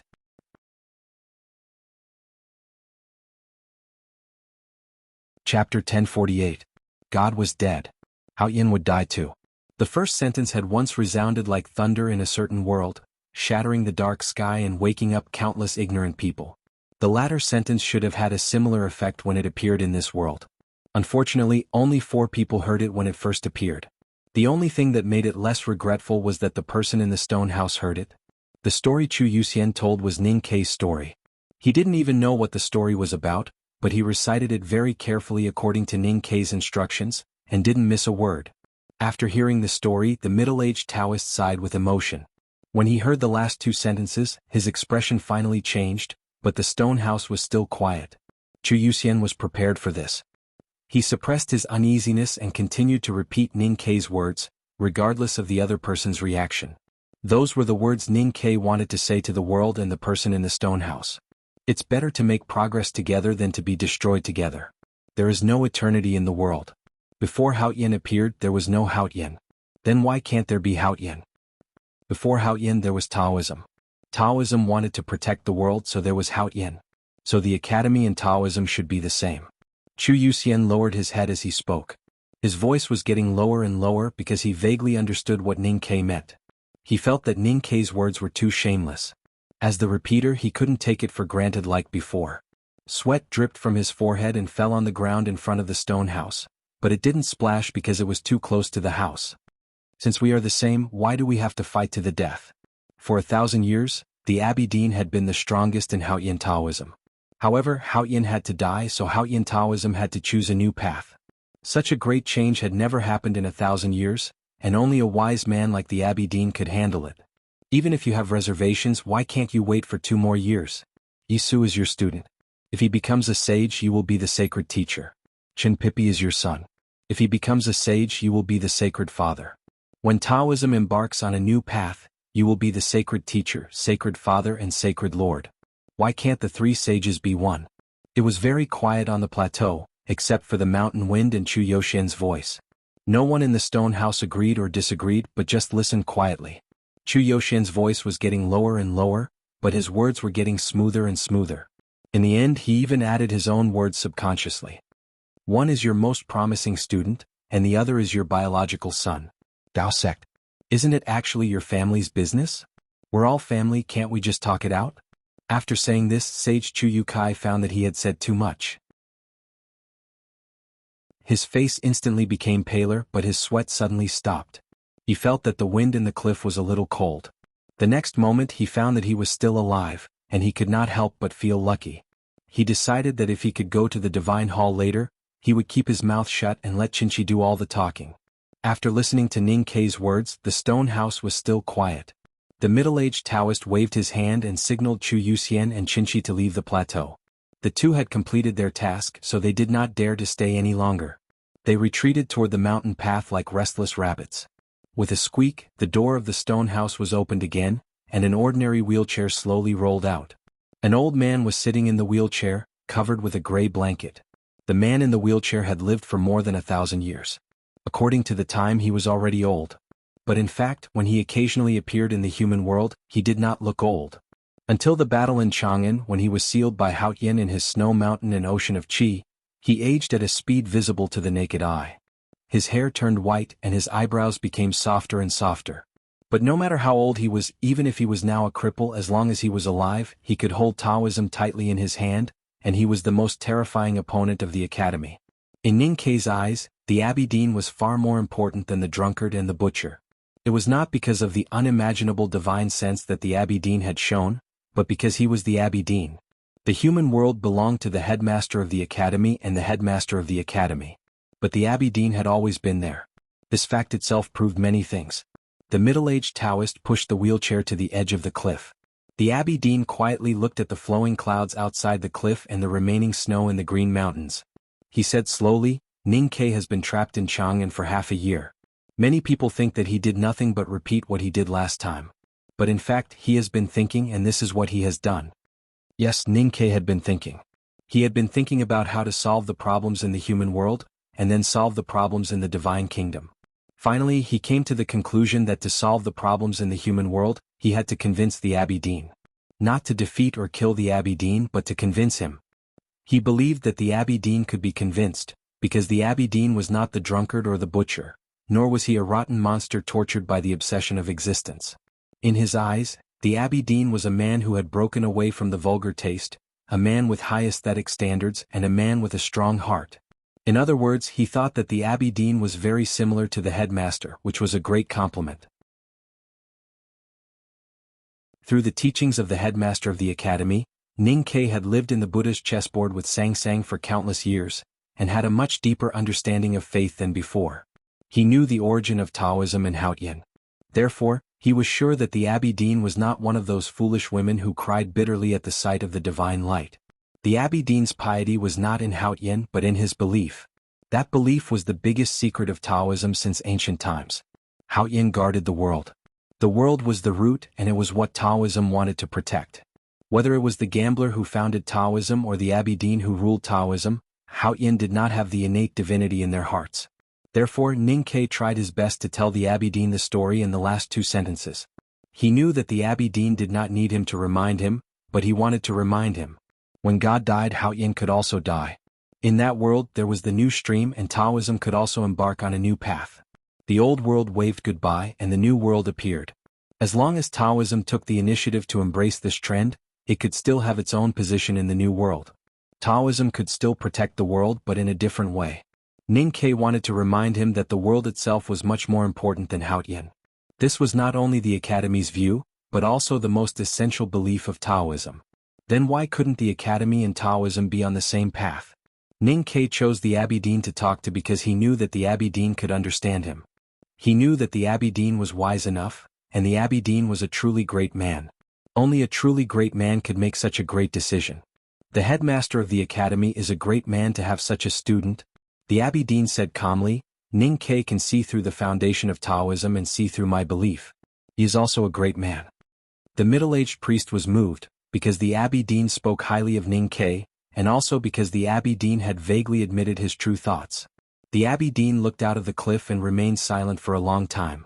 The middle-aged priest's hands trembled slightly on the wheelchair. Even he felt extremely nervous at this moment because what was going to happen next would definitely change the fate of the entire human world, and even the Haotian divine kingdom. There were many clouds outside the cliff. The white clouds floated everywhere like the waves on the water. They seemed to come and go at will, but they were actually shaped by the wind and attracted by the earth. The Abbey Dean looked at the clouds and said calmly, unfortunately, he still doesn't understand himself. Chu Yuxian didn't understand either. Though he was a storyteller, he was no different from a parrot. He didn't know who God was, what the crusade was, what was the relationship between that religion and Taoism, and what was Ning Ke trying to say to the Abbey Dean. How could Haotian die? After leaving the cliff plateau, Zhao Nanhai and dozens of cavalrymen of the divine halls were waiting for them. The situation was a bit tense, but Chu Yuxian was not afraid. He pointed at the small stone houses and said, I can get there, so it's not a mistake. I can come back alive so you can't kill me. Zhao Nanhai looked at the small stone houses in silence.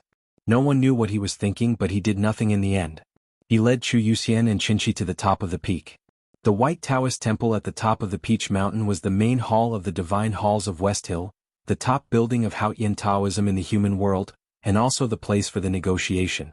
The floor of the Divine Hall was paved with smooth stone bricks, like a bronze mirror, reflecting the sunlight coming in from all directions. It also looked like it was paved with gold. The inside of the hall was spacious, and the walls were engraved with religious murals. Gems were inlaid everywhere, as if the wealth of the whole world was gathered here, and it was extremely solemn and sacred. Thousands of divine priests and deacons stood in the divine hall in a neat line. No one spoke and no sound could be heard. It was like a silent ocean. Chu Yuxian and Qinshi walked in the crowd as if they were walking in the ocean. They always felt that there was a terrifying storm hidden in the silent crowd. After walking for a long time, they finally arrived in front of the high platform in the deepest part of the divine temple. On the platform there was a light screen that looked like a waterfall. On the screen there was an extremely tall, godlike figure. That figure's voice was like thunder, and it had a terrifying divine might. The tall figure used to be called the most mysterious person in the cultivation world, together with the Devil's Doctrine's 23-year cicada cultivation. However, after that battle he was seriously injured by Yu Lian, and could no longer maintain his image. During the Right to Light, he was shot by Ning Ke, which made his position in the hearts of Haotian's believers in the world plummet. But he was, after all, the hierarch of the Divine Halls of West Hill, a peerless powerhouse who had surpassed the 5 states and successfully reached the Tianqi state. He was also recognized by the Abbey Dean as the leader of Haotian Taoism. Chu Yuxian and Qinshi maintained enough respect for the tall figure. They were meticulous in saluting and worshipping, and there was no fault to be found. But to be honest, even the slowest divine priest could tell that their attention was not on the hierarch behind the light curtain, but on the inconspicuous chair under the high platform. The chair was not carved from a whole piece of South Sea black jade. But because the woman was sitting in the chair quietly, the ordinary chair became the seat of heavenly black jade. She sat there with her eyes closed, and the world around her became a sea of blood. Because she was wearing a blood-red robe, she had the most beautiful and coldest face in the world, she was the inviolable great divine priest of judgment, and she was the real powerhouse of Haotian Taoism, Yi Hongyu. Yi Hongyu, the great divine priest of judgment, was the one Ning Ke wanted to talk to, and also the one Chu Yuxian and Qinshi wanted to meet. Today they finally met. Chu Yuxian and Qinshi were in a strange silence. As they said last night, it was better not to see her. In front of thousands of divine priests and deacons, as well as the hierarch of the divine halls of West Hill, how could they avoid Yi Hongyu's gaze and let her hear Ning Kei's words? The ceremony in the divine hall had entered the procedure of praising. There was not much time left for Chu Yuxian and Qinshi. Whether the negotiation between the Tang Empire and the divine hall could continue or not, they would leave Peach Mountain soon, and that sentence was still hidden in their hearts. Chu Yuxian looked at Qinshi and thought of the method he mentioned last night. He felt his lips and tongue were dry and he murmured, "Are we really going to do this?" Qinshi stared at Yi Hongyu and said, "What else can we do?" Chu Yuxian was silent for a while, and finally summoned up the courage to take 2 steps forward with difficulty, attracting the attention of the people in the hall. Then he coughed and interrupted a red-robed divine priest. "We have something to talk about." Because of nervousness, he looked at the people in the divine hall and said in a hoarse voice, "We have come with the will of peace. Shouldn't you let us talk?" Thousands of divine priests and deacons in the hall looked at him expressionlessly. Their red, purple and black robes were like the sea of different colors, silently but blowing on his face, and became a kind of pressure that made Chu Yuxian feel difficult to breathe. At the same time, Qinshi also took a step forward. The atmosphere in the hall became even more tense and depressing. But Qinshi seemed to feel nothing. He looked at the ordinary chair in the distance and the sea of blood, and said calmly and firmly, "Would you like to listen?" The negotiation was a joke. If there was a negotiation, it would have been finished in front of the stone house on the cliff plateau. She closed her eyes and seemed a little tired. Even though she heard the question, she still did not open her eyes. Qinshi stared at her and said in a hoarse voice, "Everyone knows. Ning Kei wants to talk to the world. In fact, he just wants to talk to you." Yes, everyone knew that if Ning Kei wanted to talk to someone, the great divine priest of judgment would be one of them. The hierarch knew it, Zhao Nanhai knew it, the divine priests and deacons in the divine halls of West Hill, and even the servants knew it. That was why Xiong Chimo wanted the 2 Tangs to die in Qinghe Prefecture. That was why they could not meet Yi Hongyu on Peach Mountain. At this moment, in front of thousands of divine priests and deacons, in front of countless powerhouses, they finally saw Yi Hongyu. They wanted to talk to her even if they would die in the next moment. Even if they had to die, they wanted her to hear what he had to say. You're tuning in to the Han Li's Wuxia Adventures YouTube channel. We're so grateful for your support, and don't forget to subscribe to join us on this incredible journey through captivating stories. Your generosity through donations truly makes a world of difference, as it's the primary source of revenue that allows me to expand and enhance this channel for you. Thank you from the bottom of my heart for being a part of this adventure.